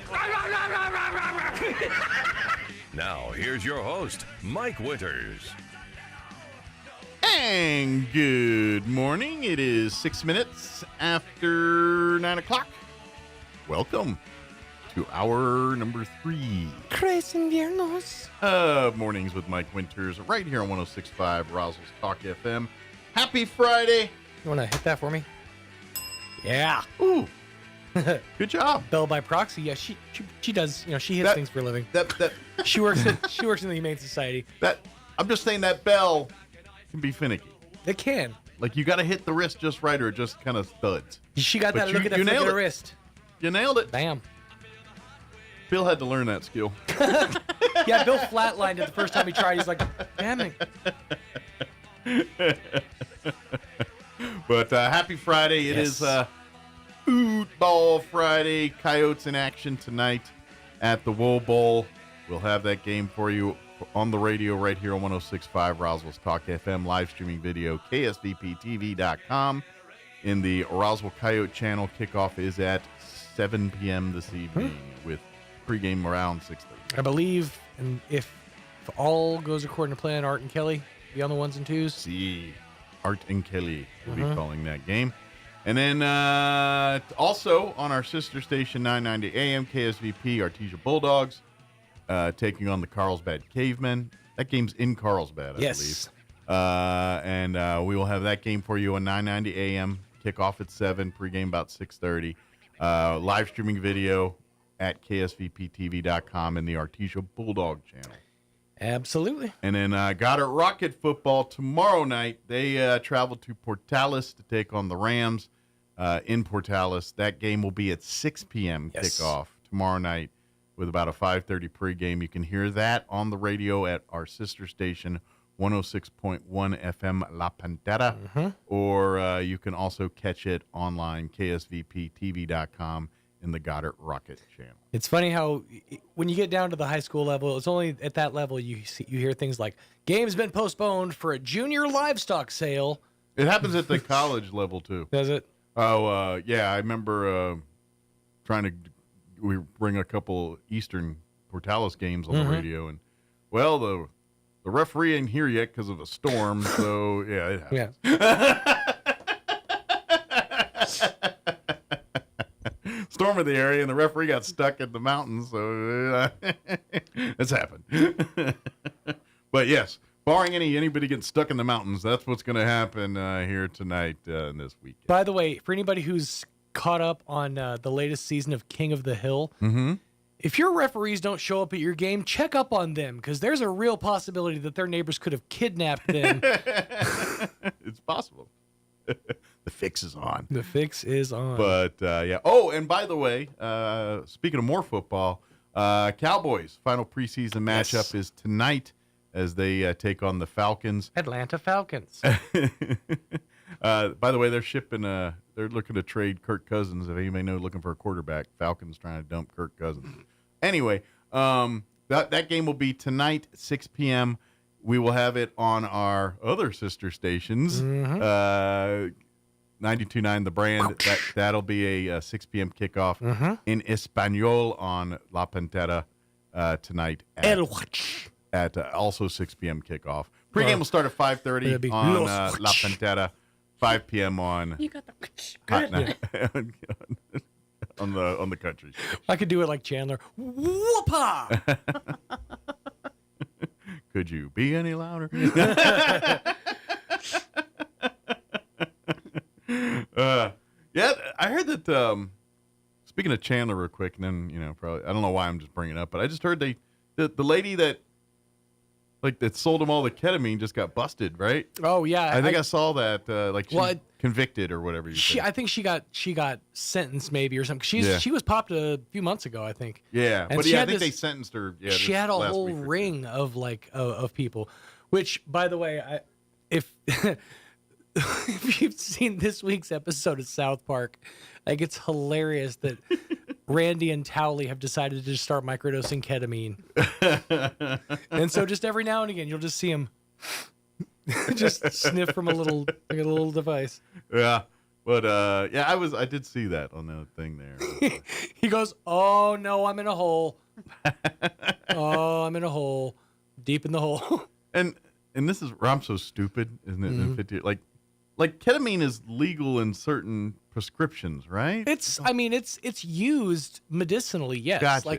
But it's usually done in a monitored setting. Like we have a place here in town that does it, but it's done with a licensed provider in a monitored situation. And forgive my naivete. Why would one need ketamine medically? It's for pain management, number one, but it also helps with anxiety. It helps with depression. It helps. I have no idea. With folks who deal with PTSD situations like that. It's one of those drugs that kind of helps with all those. It's a neurological thing. Okay. It's a gabapentin medication that doesn't come in a capsule. Okay. Yeah. See, I've heard of it. I know there's a big underground market is a narcotic. Did you say Gabby Petito? in a caplet? In a caplet. Oh wow. I did. In a Montague. We're gonna keep playing this game. Inside of Monte Cristo, I'm in. All right. Powdered sugar on top. As long as there's a nice lingonberry for dipping, we're good. There's a capsulette and a Montague.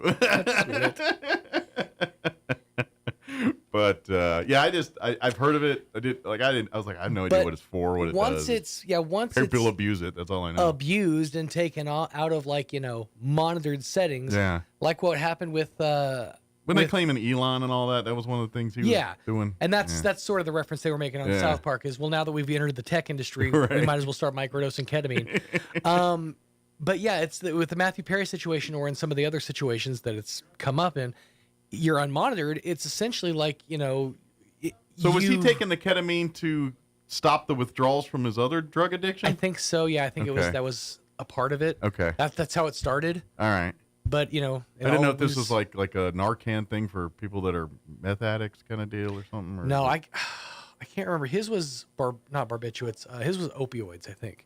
Okay. That he was on, because he said, matter of fact, he talks about it in an interview that when he was doing, he got hooked on pain meds, right? He got hooked on. It started with he was having some pain, and somebody on a set gave him one pill, and then within I think he said within like a year and a half, he was taking 200 pills a day. Boosh. I know it's insane. I can't imagine doing 200 anything a day. Apparently, he was pretty deep into it when he was filming the movie.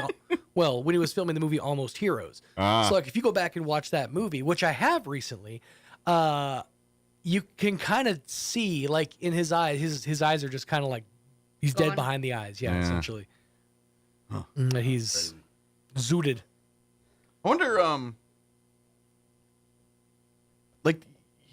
he was on a couple seasons of West Wing. Mm-hmm.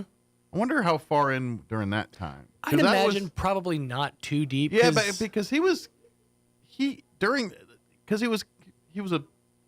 serious actor in that. He wasn't a comedic role. Right. And he seemed pretty with it. Yeah, and honestly, he was I'd say it was right around like season 2 to season 3 of Friends. Yeah. That things sort of like went off the rails. But see, and I think, to be honest, I think West Wing stuff happened after Friends. That was post Friends. I want to say that there was a whole period, like he did a People magazine interview back in the 90s. Yeah. This may have been one of his clean. He cleaned up, spells. Yeah, because he had a couple. This is the thing with addicts. Sometimes they fall off the wagon.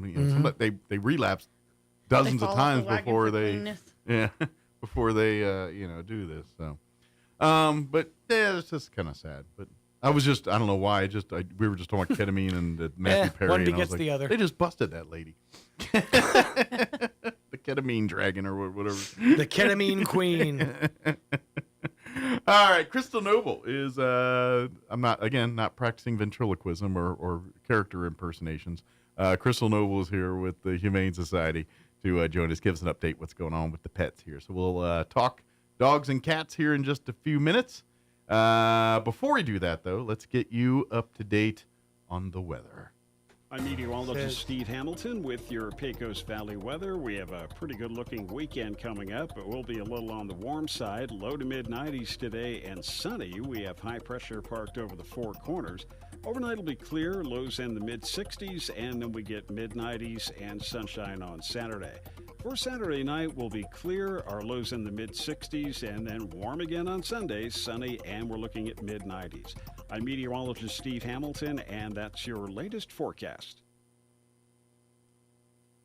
Thank you, Steve. Currently 71 degrees here in Roswell. Humidity's at 66%. Winds currently out of the north at 6 miles per hour. Looking at a high of 93 today under sunny skies. Winds will be out of the southeast at around 5 miles per hour. Tonight, skies will be clear. Expect an overnight low of 65 degrees. Southeast winds right around 5 miles per hour. Saturday, sunny, 94 for a high. Winds out of the southeast, 5 to 10 miles per hour. Tomorrow night, clear. Overnight low of 66. Southeast winds 5 to 10 miles per hour. Sunny and 93 on Sunday. Kind of 93, 94. This weekend's actually not turned out too bad weather-wise. Winds will be out of the south, 5 to 10 miles per hour. And then beginning next week, Monday, sunny and 94. But Tuesday evening on, or actually Tuesday afternoon on, we're getting at rain chances. Looks like decent ones for the moment. 30% chance of rain Tuesday, with a high of 91. A 50% chance of rain Tuesday night, mostly cloudy, overnight low of 67. Wednesday, a 40% chance of rain, partly cloudy, high of only 86. That's what I'm talking about. 30% chance of rain Thursday, mostly sunny and 89 for a high. So a little cooler next week, too. So I'm not going to use the F word yet. I mean fall. Nasty. Boys and girls. I'm not ready to quite use the fall word yet, but maybe we're smelling a little bit of it next week. Just a hint. All right, 9:17. Let's pause for a 3.5-minute break, and then Crystal will join us on the other side from the Humane Society. Don't go away. Love, when true and deeply felt, has a way of overflowing, spilling beyond the bounds of mere expression into action, sacrifice, and presence. It cannot be confined to words or gestures alone. It radiates outward, touching every aspect of life. Love overflows in the way someone listens attentively, in small, unnoticed acts of kindness. in the patience offered during moments of frustration, and in the unwavering support through seasons of struggle. It multiplies rather than diminishes, creating a ripple effect that inspires others to give and receive more freely. This abundance of love is not limited to romantic relationships. It can be seen in friendships, family bonds, and even in acts of compassion towards strangers. When love overflows, it softens hearts, bridges distances, and brings light into even the darkest spaces. It is generous, unselfish, and often unspoken. In its truest form, love overflows not because it has to, but because it simply cannot be contained. Join us at the Country Club Road Church of Christ for worship at 10 a.m. on Sunday, located on the corner of Country Club and Washington in Roswell.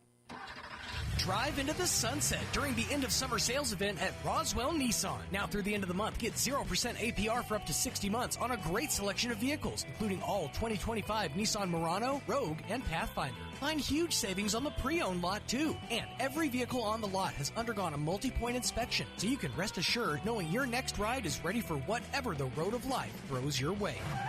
The end of summer sales event on now at Roswell Nissan, 2111 West 2nd.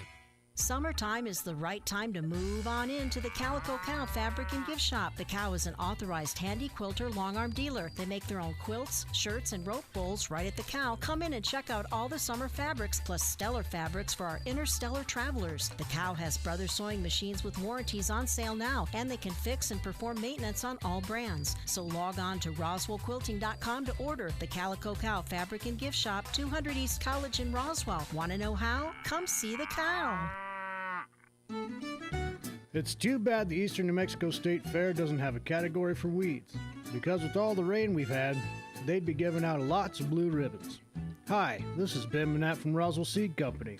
We have powerful products to get rid of the hardiest weeds, and most important, we can tell you exactly how and when to use them to get the job done. Yeah, this year's weeds are certainly impressive, but at least they're green. Downtown Artesia is the place to be September 11th through the 13th for 3 nights of music, culture, and community. Thursday kicks off with New Mexico Heritage Night, mariachi, tejano, and local flavor. Friday's all about indie folk vibes. And Saturday, Red Dirt, Black Gold with headliner Cody Canada and The Departed. Gates open at 5, music starts at 6. Plus, interactive vendors, shopping, food, and cold drinks all weekend long. Bring your boots, bring your friends, and experience Artesia like never before. Full schedule at reddirtblackgold.com. A heartfelt thank you to the City of Artesia for making this event possible. Paid for by Artesia Lodgers Tax. Roswell, your used car dealership is here. Tate Branch Roswell. Come experience the Tate Branch difference. We've got a huge selection of quality used cars, trucks, and SUVs, all at great prices with big discounts happening right now. And here's the best part. Every single used vehicle comes with our lifetime powertrain warranty at no extra cost. It's all backed by friendly hometown customer service that puts you first every time. So don't wait. Head to Tate Branch Roswell, 2000 West 2nd Street, and drive home happy today. Tate Branch Roswell. Come experience the difference. The average American spends 2.5 days a year looking for lost items. We aren't sure how long Europeans and Asians look for lost stuff. We lost the list. Here's Mike Winters. And good morning. It is 22 minutes after 9 o'clock, and joining us now officially in studio from the Roswell Humane Society, Crystal Noble back with us. Good morning. Good morning. How's life at the kennels this morning? It is going. Dogs and cats all happy? Probably a little thankful that the temps aren't going to be, 100. I think the dogs are enjoying, the nice mornings outside. Yeah, it's crisp. Nice and cool. Yeah, it's good. They can go out and run around and play in the, in the pen out there and get some outside time and before the heat cranks up. So, yeah, it's probably a good time of year for them. It is. They're enjoying it. Other than the fact that they're not in a forever home. But you know what I mean, as far as, living conditions, pretty good. Right. It's not scoldering at 8 o'clock in the morning. But yes, for folks that do not know, if you just happen to hear, the Humane Society is a rescue shelter that is a no-kill shelter for pets, finding forever homes for pets.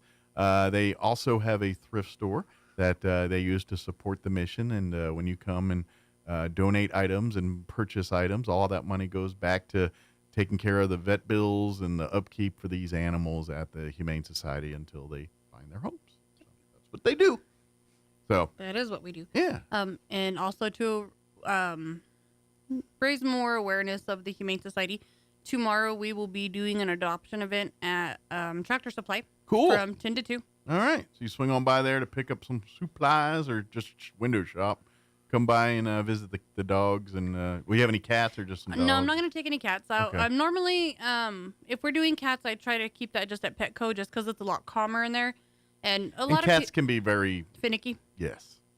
Yeah. And you don't really want them running around. Like the dogs, you can keep them in their little like pen area and they'll kind of stay there. Whereas the cats, or put them on a harness and a leash and walk them around. Cats, they might end up in the corner in the shelf and hiding in a bunch of bird food seed or They're something. like, nope, don't want to be seen. Yeah. So we do have some puppies that will be going tomorrow. Okay. They are officially up for adoption today. Okay. They've made weight, basically. They've made weight. They've had shots. Breed-wise, exactly, we're not 100% sure because Mom looked like a Border Collie mix. Okay. And there was a lot of other min dogs in the yard. Okay. So, but they don't look like Mom. They look like little Yorkie mixes. Okay. But there is some kind of collie in there. Yes. Maybe but anyway, so look, it's probably going to be a smaller to medium Small, dog. medium, I would say, because Mom wasn't very big. Mom was 22 pounds. And I'm telling you right now, because of its Mixed. International flair there, it's probably going to be a very smart dog. I'm just saying. And healthier. And a healthy dog. So that would be a perfect family dog for somebody. Very cute, fluffy. Mm-hmm. We're going to take 3 of them out tomorrow. We do have 4 total. I would take all 4, but we have limited space where we're going to be at, so. Yeah, I'm sure Tractor Supply only has, they don't want to turn into a zoo out there. They still got to run a business. Right. And we are going to be indoors, to keep them in cool weather. Everyone will be thankful for that. Yes. Volunteers and pets included. Yes. If you want to sign up for memberships, they'll have membership forms out there. You can do that there if you want to make a donation. And that's a great way to support is becoming a member. It But is. again, your membership goes back to taking care of these animals. And especially maybe you're not able to adopt a pet because, you live in an apartment or, it's just not feasible for you to be a pet owner. But I get it. You're a pet lover. This is a great way to support is becoming a member. Becoming a volunteer and coming and walking dogs and hanging out with cats and dogs is a great way, too. And now that we're getting into the cooler temperatures, there's going to be more opportunities to go take dogs for walks. Once we stop getting our highs in like the 80s, where our highs are like 75, 80, around there. Like next Wednesday, you'll probably be able to take them for a walk. AM or PM. But as long as it's not pouring down raining, I'm guessing. But yeah. Well, yeah. But between those. I'm not going to say no to the rain, though. I'm about to say it. That doesn't stop me. I mean, depending No. on the dog, some love it, some not so much. Right. But as the weather, starts going into the F word that we're not going to say yet. That's right. As long as it's not, above 80, typically walking in the afternoons are going to be okay, too. And the reason we don't have anybody come in the afternoons when it's hotter is because, one, you have to go through an asphalt parking lot to get to the park. So it's going to burn their pads. Yeah. 2, we don't want them to get overheated or you overheated. And then 3, it's just miserable and nobody wants to walk or do anything when it's a million degrees outside. Now, if you want to hang out with the dogs, we can take you we into have the visitation visit rooms. room. And If you don't, if your time is only available in the afternoon, we have an outside play run where you could go, it's covered, and throw one of the balls and fetch with one of the dogs or come into one of the rooms and be able to socialize and spend some time with them. It's pretty cheap therapy for you, just saying. Honestly, it is. And it's very cheap therapy for you. It's way less expensive than a psychiatrist. But depending on what's going on, for some people, equally therapeutic. So, yeah, I love it. It's a win-win. It's a great way for you to volunteer. And then who knows? Your situation changes. You move into a place that, great, now I can adopt a dog or adopt a cat. Yeah, and let's do this. And one of the things that we're having a big issue with for our larger dogs is a lot of landlords aren't allowing big dogs. Or apartments. Big dogs aren't apartment dogs. They need area to stretch their legs and have that capability of running around and moving around. We do have a lot of big dogs that are looking for homes. So if you are capable, you have the means, you have the yard. Fenced-in yard, yeah. You're a landlord or you're an owner and you don't mind, we have a lot of wonderful dogs. And when I say big dogs, I'm not talking about like Great Dane big. Gotcha. I'm talking about like... Black Lab big. Black Lab big, yeah. Maybe 70 pounds, something like that, 60, 70 pounds. We have Eleanor. Okay. She's going on 5 years now because we've had her a year. We think she's a hound mix. You know, she's got like the hound ears, the hound face. She might have some pit bull, but she's not overly big. She's just muscular. Gotcha. That's kind of a pit bull, like short, squat, like they look like brick houses, you know. She looks like a pit bull, or she looks like a hound with muscles. Yeah. Really, that's what she looks like. Sure. She is the most loving dog. She just wants to have human interaction. She wants to be by you. That's cool. That's going to be laying on the floor with you kind of dog. Yeah, and when she sees kids, she turns into a whole goobery baby. Like, she's like, oh my God, oh my God, oh my God, it's a baby. Like, she gets the whole body wagging, and then she gets so excited she hits herself in the face with her tail. But she is so sweet. Sounds like it's a perfect family dog. Sounds like you get some kids and family, spend time with her and work with her.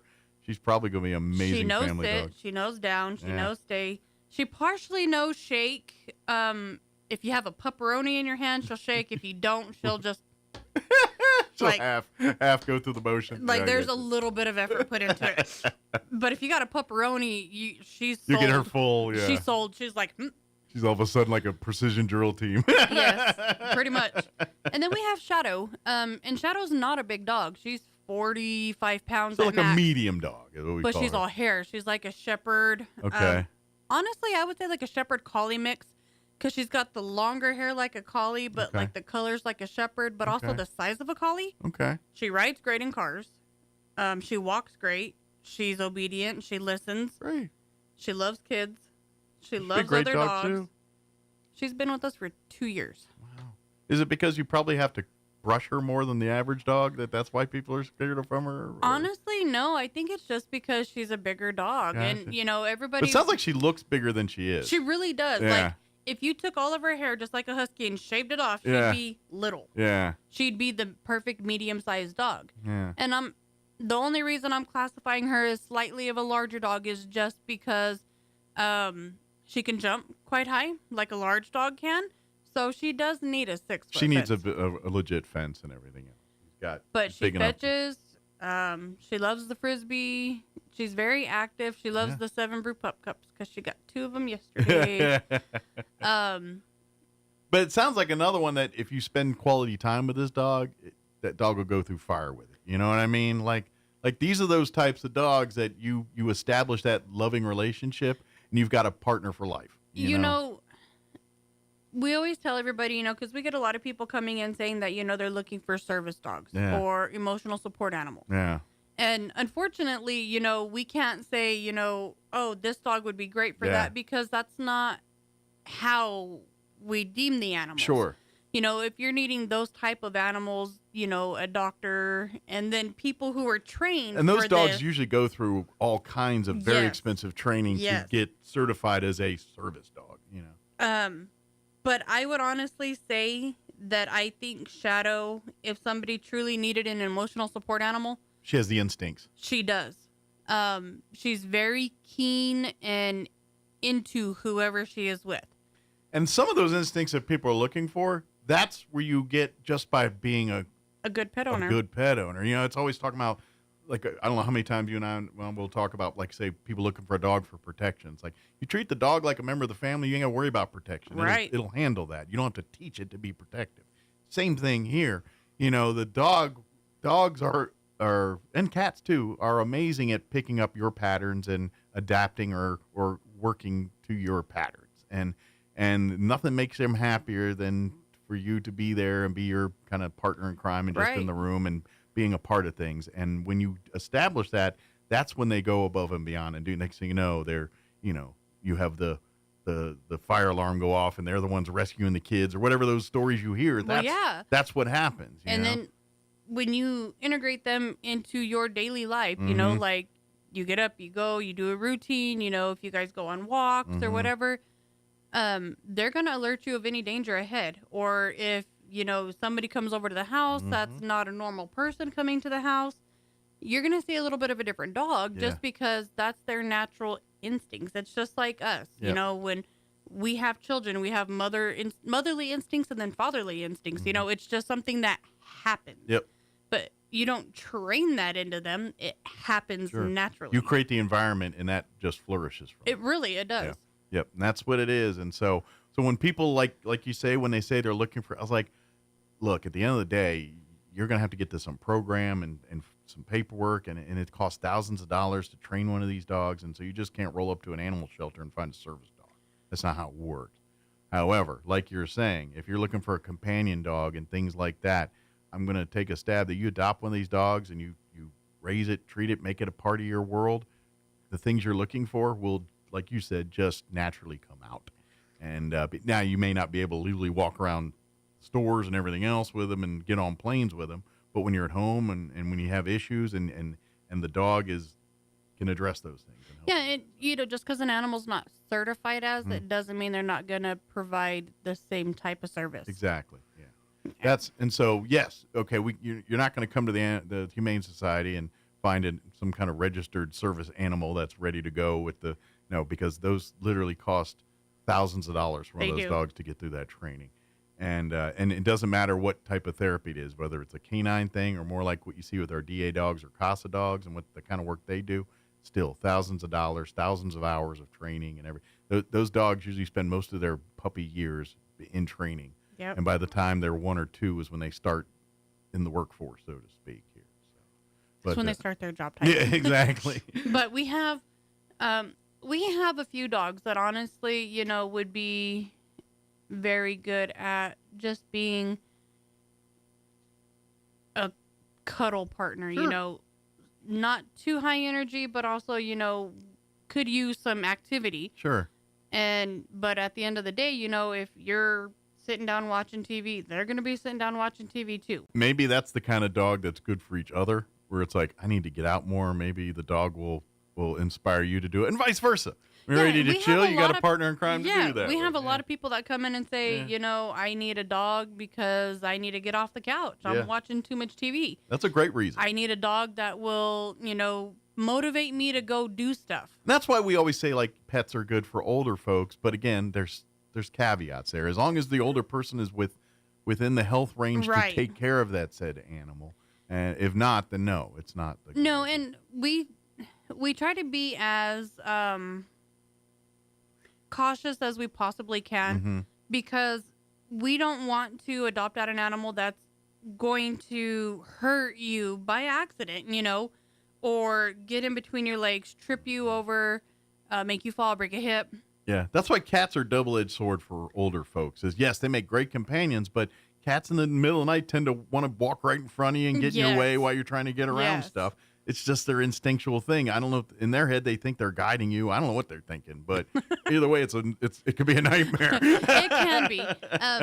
And I know a lot of people have said in their mentality, you have to get it as a puppy and train it. Old dogs learn new tricks too. I can't tell you enough. That is an old thing where it says an old dog can't learn new tricks. No, they can. If you create the environment where they're happy, they'll do whatever you want them to. In essence, if you create that world and they're happy about it, they're like, I would be happy to sit for you right now or learn. Now, okay, maybe you're not going to teach a 10-year-old dog to run an AKC agility course. Yeah, I know that stuff. But to teach the dog to live in your world. To eat when you eat, to sleep when you sleep, to go out when you tell them to go out, or whatever that is. They adjust easily to that kind of. Yes, and so we try to encourage people that have like limited mobility, with walker wheelchairs. Some dogs are actually terrified of wheelchairs and walkers, and we see that every day in the kennel. We have people that come in and they're looking for a lap dog or a companion or something, and dogs are just scared of it because they're not. It's either unknown. Yeah, it's not like they've ever been introduced to it. Sure. And then it could be some case where maybe in their previous life there that someone was kind of mean to them that was in a wheelchair or cane, and so they see that thing and they associate that every time. That's right. I mean, but you don't know, and it could most of the time it's just that's scary because I've never seen that before. I don't know what it does. I want nothing to do with it. Right. And that's that mindset. And then there's some dogs that are like, oh, whatever.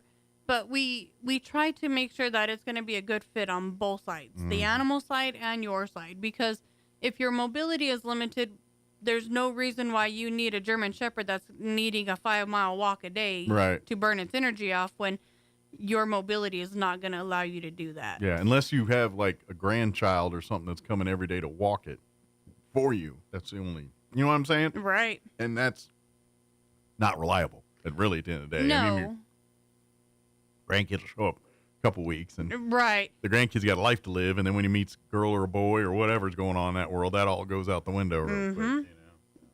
Yeah, that's but that you're right. That's the stuff you need to consider with this stuff. That's why, you know, the Humane Society and other organizations, you know, they say things like giving pets as gifts is a bad idea unless the recipient is fully a part of the adoption process. Yes. And now, everything if else. it is going to be coming holiday season too, and I cannot preach this enough. Grandma and Grandpa do not want a puppy for Christmas. No. If Grandma and Grandpa want a pet, like they've been discussing it with you, you know, oh, I think we should get a dog or a cat. That's not a spontaneous decision. If you want to pay for it for them, we are fine with that. But Grandma, a la gift certificate or something like that. Grandma and Grandpa need to come down and meet with the animals, pick out what suits them best, and make sure they're qualified. They at the end of the day, their home and their surroundings have to be the one that because that's where the pet's going to ultimately be living. Yes. So yes. And you know, we do go do home inspections. So depending on, you know, dog or cat, depends on what we're going to look for. Sure, yeah. Cat's a little different. I mean, you can because they're indoor cats only. Yes. They don't allow you to, or that's part of the agreement when you adopt a cat is not to be an outdoor cat. These are indoor cats, and so that's a little different. Like if you don't have you live in an apartment or something, the cat might be the better option for you because you don't necessarily have to let it out. But with dogs, regardless of size, we need to have a fenced-in space where that dog can go out on its own to go to the bathroom or do anything. I know a lot of people like, well, I have a park nearby, and I walk to them, and you know what? I get that, and if you were that meticulous, good for you. But as a Humane Society, they do not adopt to those folks because the track record indicates otherwise. It does, and then also now with new city ordinances, you know, that have passed, the chain ban is in full effect. Mm-hmm. So even if you take your animal outside and put it on a chain to use the restroom, that's still illegal. As long as you, when the moment you leave, you'll become illegal. Now, if you want to sit there in a lawn chair with them the whole time, right, then you're fine. But the moment you go inside to get a Coke, guess what? You're in violation. Right. So, we've just found it easier to, if you don't have a fenced-in yard, I'm sorry, but you don't meet the qualifications. And I know a lot of people say it's hard to adopt a dog from us. But at the end of the day, that animal is our priority. Mm-hmm. And if your feelings got hurt, I do apologize. But I'm not here to make you happy. I'm here to make these animals happy. And we get it. We want to get loving. And yes, there's a lot of families that would be great loving. But it's the return of these animals back to where they're coming from is much higher with people that don't meet the qualifications that have been set forth. Yeah. It's just a track record of experience that and it would be one thing if pets were hard to come by here, but we're overpopulated. We got too many of them as it is. And because of the lack of fencing, lack of practices, lack of spay and neutering, this is why we're having these problems. Because when these people get tired of this dog or cat, and it's not that they just takes off and they never got the dog spayed or neutered, you know and I know exactly what happens next there. It's a matter of time. And that's why, okay, every pet, when it leaves this shelter, will be going to a vet to be spayed or neutered if it already does so. It will be microchipped regardless where you live because the shelter is in the city limits. Therefore, it has to abide by city laws. Every animal has to be microchipped and everything else and registered and vaccinated because you're registering from something within city limits. So all these are not negotiable things. And the standards that the Humane Society says as far as, you know, cats are indoor cats, dogs have to be in a fenced in or provided with a outdoor location that they can't escape. Yes. All of those are those rules. Now, the animal control right next door, they do not have some of the same rules on some of that stuff. They do have a great selection of animals you're rescuing, and so maybe if you are one of those people that I will be just fine walking dog to the park, I'm going to talk to animal control. They're going to be a little more less stickler on those kind of rules They still got to be spayed and neutered and stuff. With the new city ordinances, animal control does require you to have a fenced Okay, yard. so that's changed too. So Yes. my apologies. That's not even accurate anymore. Nope. Okay. So they are required to go do a fence inspection before an adoption. All right, then that's bad information. That's been a change since the ordinance here. So that's either way, you got to get that. Either yard. shelter requires a fenced-in yard. And please, please, please, if you see the things like people selling puppies out the back of their cars, Report it. at grocery store parking lots and stuff, it's illegal. But B, that's the reason why we're in this mess to begin with. People, I get it. They're not, people are doing it with the best of intentions. I'm going to have a dog and I'm going to have a litter and I'm going to do the puppies. And then they do it all goofed up and don't. Look, if you want a pet, go to the animal control, go to the Humane Society, or if you need that special breed or whatever, go see a licensed, registered trainer of said dogs and breeder of said dogs and do it right. That's why those dogs are a couple $1,000s, is because those people do the work necessary to do the that medical correctly. That's required, the testing, the vaccinations. Yeah. And if you're going through an actual breeder, 9 times out of 10, they're going to have all of their parvo vaccinations, and they will be microchipped prior to. Mm-hmm. Yeah, you get what you pay for sometimes on that Yeah, guy. You know what I honestly, mean? yes, you you pay know. a lot of money, but you do get Yes. the full package. Yes. But I don't encourage people to go to breeders, but if No. you're going to go to one that's reputable and one that is definitely, going to not charge you for a dog that's going to have parvo or distemper Sure. when you get it home. This is my advice. If you're a dog, wanting to be a dog owner or have a dog in your family, go adopt. Go rescue a pet. Unless you're going to enter dogs into the Kenilworth dog show or what, no one cares about your purebred, whatever it is, paper registered, whatever it is. They care about if your dog is a good dog. Does your Right. dog behave? Does your dog not chew up my shoes? Does your dog not poop in my thing? Does your dog Right. want to hang out with me? They don't care if it's a King Charles spotted, whatever, blue heeler, blah, blah, blah. Who cares? Oh, we're going to go into Italian names of dogs in a minute. It don't matter. And I'll tell you this, and I've said it 1,000 times, and you and I've, the mixed breed dogs are smarter, healthier, and more fun dogs to be around. That's just pound for pound the way it is. And So basically, just think of it this way. There's so many jokes about hillbilly rednecks and inbreeding dogs. When you have, or people, not dogs, when you get a purebred dog, it's basically inbred. This is why they all got the problem. You look at boxers and the short, all because they've been inbred so years now that they can't breathe right and they can't do. And so that, some of these dogs with problems, that's a making of humans because we've been basically inbreeding them for years for purposes, and to keep the gene line clean. And now you got these dogs that got weird medical issues and chromosome deals and the DNA ain't matching up right and everything else. It ain't DNA no more. It's NADA. Yeah, and so that's a problem. So to be honest, when you go down to the animal shelter here and you see that mixed collie, whatever else it could be, that dog's probably going to be a delight, smart, happy, healthy, and probably give you 15 years of wonderful life. You know what I mean? And if it's a littler dog, maybe even a little longer than that. It's just that's the beauty of it. So please, don't get wrapped up on images and what I need or does it look good under my arm or any of that hot mess. Let's treat it like the living thing it is and act accordingly. Right.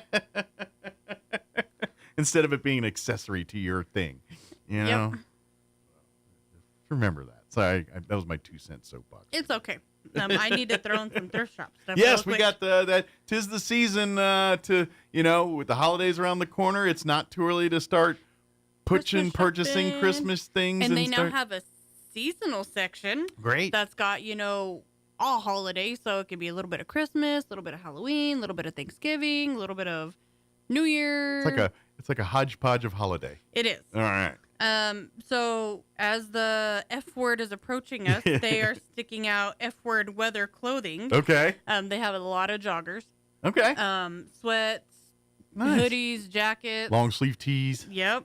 'Tis the season. Anybody want to do some changing up on the inside of their house? They got a lot of curtains. Let's send Sean down. He's a big fan of long sleeve tee season. So maybe we can get on and get him down there. And he loves it. I'm a fan too, but not like he's a fan. He's a big fan. Yeah. Sean. We have a big selection and quite a bit of brand new plus size women clothing that was donated. Tags still on them. Very good. So need some brand new clothing, and like you said, probably stuff that paid a lot of money for new. You get it for a third of that price. Come on, we all do it. Yeah. I can fit into that. No, we can't. Yep. I'll get down to that size. No, we won't. Yeah, you never do. Or even, and I've done this myself, where I got it too big thinking it was like, oh, I normally wear a 2X or an X, and their X is way bigger than someone, and I'm like, man, I look like a teepee, and I'm like wearing a teepee in this thing. Right. Sometimes that goes the other way, too. Yes. It's not always the clothes keep shrinking on us. And then, yeah, it's the dryer's fault. Yeah. And a lot of the times, different clothing brands are sized differently. Yeah. So Walmart to Target, 2 different sizes. Yeah. It's everywhere. So you might wear Speaking of 4-letter words, the new one for me is athletic fit. When you see that, that means you're going to look fat in this. I know what you're getting for Christmas.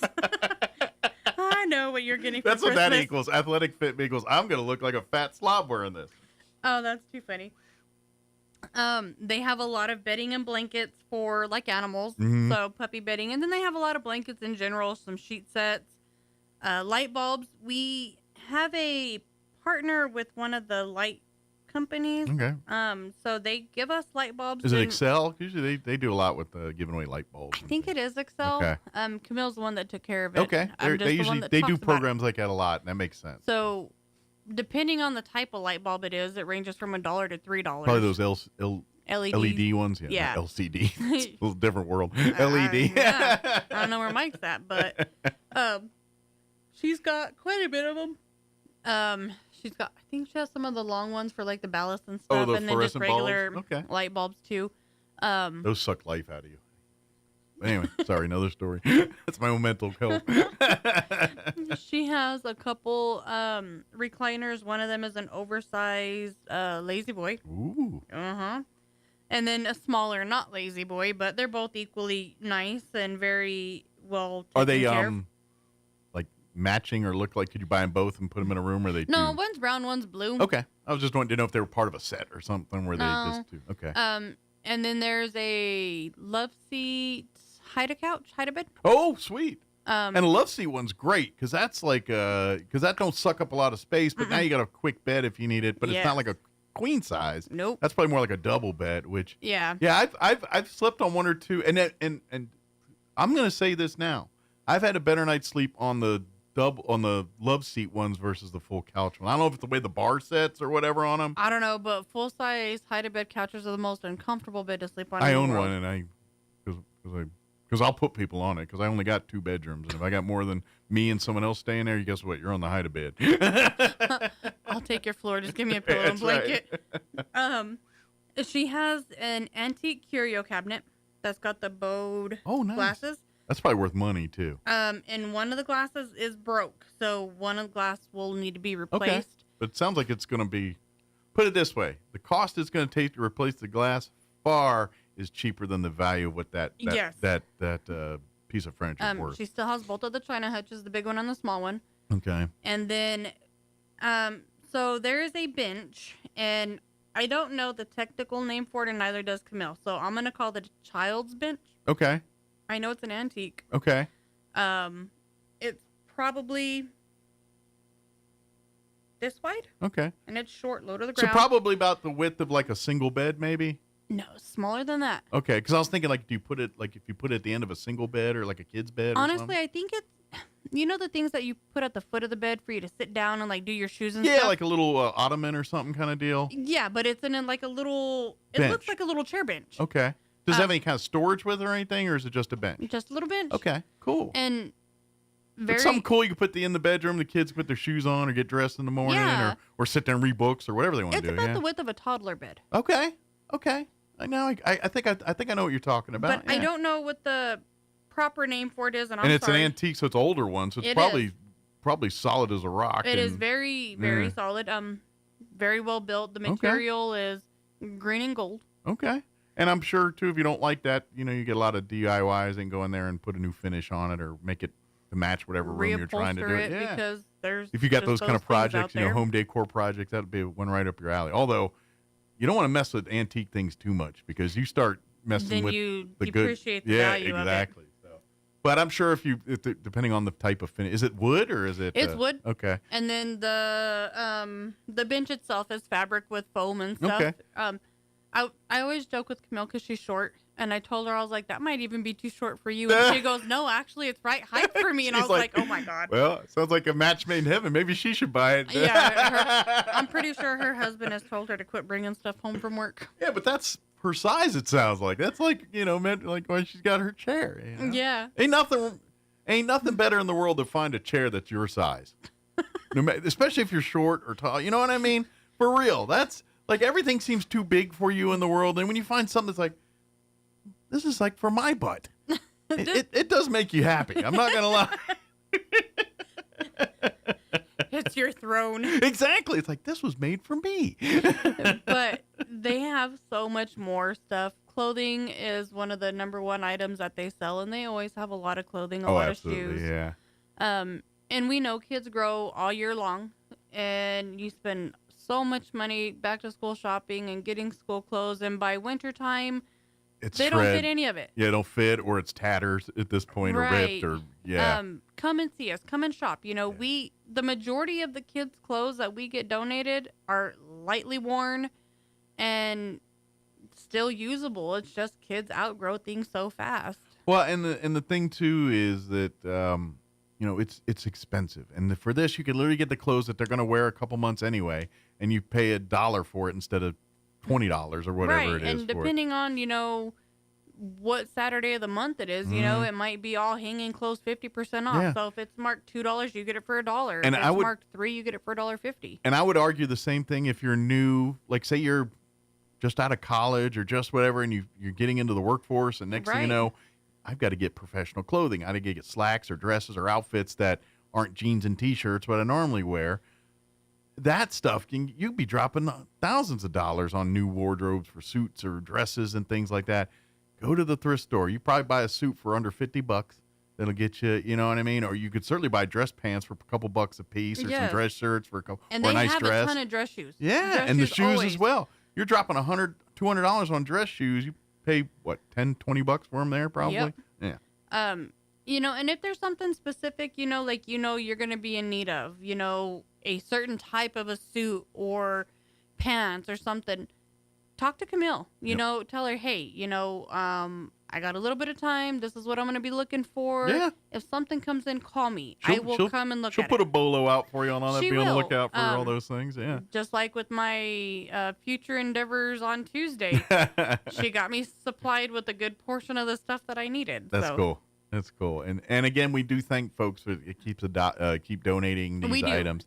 You're the reason the shelter's open today because of your generosity. So. Really is. Yep. And Camille, right now, one of her employees is out because he's hurt. And so her capabilities of picking up a lot of stuff right now is a little bit limited. Okay. Unless you could physically help, then we bring can it help. on. Okay. We can help unload at the back. But always call ahead when Yes. you let Camille kind of do the logistics on that, so you can figure out when's the best time that they can either come pick it up or if you bring it in.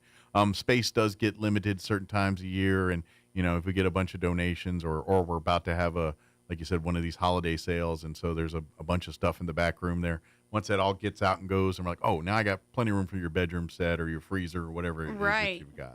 And we are still looking for a refrigerator for the vaccinations that we talked about last yes, time. for the office itself. Yes, there for the office shelter. itself. Yeah. Camille can go get it. She does have a lift on the back of the truck. Okay, so, perfect. I will be out for a while. Good deal. So, you're gonna have some work done yourself. Yeah. You gotta get a hubcap replaced. My lug nuts fell off. So I gotta get them resized. That's right. But we we would appreciate it if you have one in your garage. I don't want to take your beer fridge, but if you'd really give up your beer fridge for us to have a vaccination fridge, well, if you got 2 beer fridges. If you got 2 beer fridges, I want to come to your house. Let's go with 1 beer fridge. Yeah. If you've got 2 beer fridges, we need to talk. It's true, yeah. Maybe perhaps a meeting or 2, depending on how often you... Right? Phil said beer fridge. Yeah. But we're still looking for one. If you have, if you're not able to bring it, talk to Camille. Camille will go get it. Yeah, absolutely. Whatever we can do to make that happen, but that is something, a priority for the shelter, so we can keep those medicines and things in the climate-controlled refrigerators. Yes. So, and who knows? If we got enough room, we can keep an ice cream treat or 2 for dogs from time to time. In there. Well, we have, like, the Girl Scouts. Occasionally, they'll make, like, the peanut butter... like a dog version? Treats. Yeah. And they make them in little, like, balls. And so they have to stay refrigerated or frozen to keep them from going bad. Yeah. And so they'll make a lot. Okay. And then they'll individually package some for us to put in the freezer, so that way, we could pull them out, thaw them, give them to the dogs, or give them to the dogs frozen and make their mind. Let them play with it for a little while. Yeah. Trust me, they're happy either way. It's hot, so. Yeah, but say when it's 95 out, they could probably appreciate the frozen cookie ball there kind of thing. So, but so they get that all stuff. But I have never tried them, or not many person, but I've never fed them to a dog or anything like the dog ice creams and stuff you see at the grocery stores now. And we occasionally do doggy ice cream day with Westlake, and it's a we make it there. It comes like the package comes, and then the liquid comes, and then we mix it. It's basically like Cool Whip for dogs. Okay, is the big difference sugar? Or the types of cream you use, maybe some. I don't know. Some is heavy. I don't know what the difference is. Why obviously it's not going to taste the same. Like your chocolate ice cream is not going to taste like the dog's chocolate. No, it's too rich. Our ice cream's too rich for their blood. Yeah. Right. Even some of our lower sugar ice cream. Absolutely. But they do. And then like when you go to 7 Brew or Dairy Queen and you get a pup cup, the majority of the time it's just Cool Whip. Yeah. Gotcha. I was curious. Just all the time we're out of it. So come out tomorrow to the Tractor Supply. They're going to have some puppies out there. Come if you like to become a member or have any questions or want to get involved in of the Humane Society. Come on out there. And of course, if you want to adopt a puppy or a cat, come visit. They got the cats won't be there, but we can get you some pictures or talk to you about what's available, and then send you on down to the shelter to go visit with the cats if you want to do that too. And then don't forget the thrift store. Give out the hours and the phone numbers. Wednesday through Saturday, 10 to 4:30 is a thrift shop, and that's 623-9210. And then the kennels is Tuesday through Saturday, 10 to 12 and 1 to 4:30, and that's 622-8950. And come on down and shop. Don't forget, Wednesdays at 10 a.m. is New Day Friday at the thrift store. That's because they're closed Monday and Tuesday. Wednesday, when they reopen for the week, that's when the new stuff's on the shelves, and that's when the 10 o'clock club comes and does their thing. So if you want to see the new stuff each week, be there Wednesdays at 10 a.m. Yep. Good deal. Well, thank you, ma'am. Thank you. And good luck with future endeavors here. And I'll see you soon, but we'll probably see you on the radio, and it'll be a few weeks before we see you again on the radio. Yeah, I'll have my Uber and my handler That's handling. Right. John, at your beck and call. Please, please, when this happens, get a bell, a whistle, something that you beckon him with, and use it while we're here. Yes, something that like I just John, or I just want to, whatever it is, I want that to happen. So when we got married, Jim Gill gave John a bell. Yeah. To bring. Oh, I'm sure that went over like a lead balloon. Do you know where that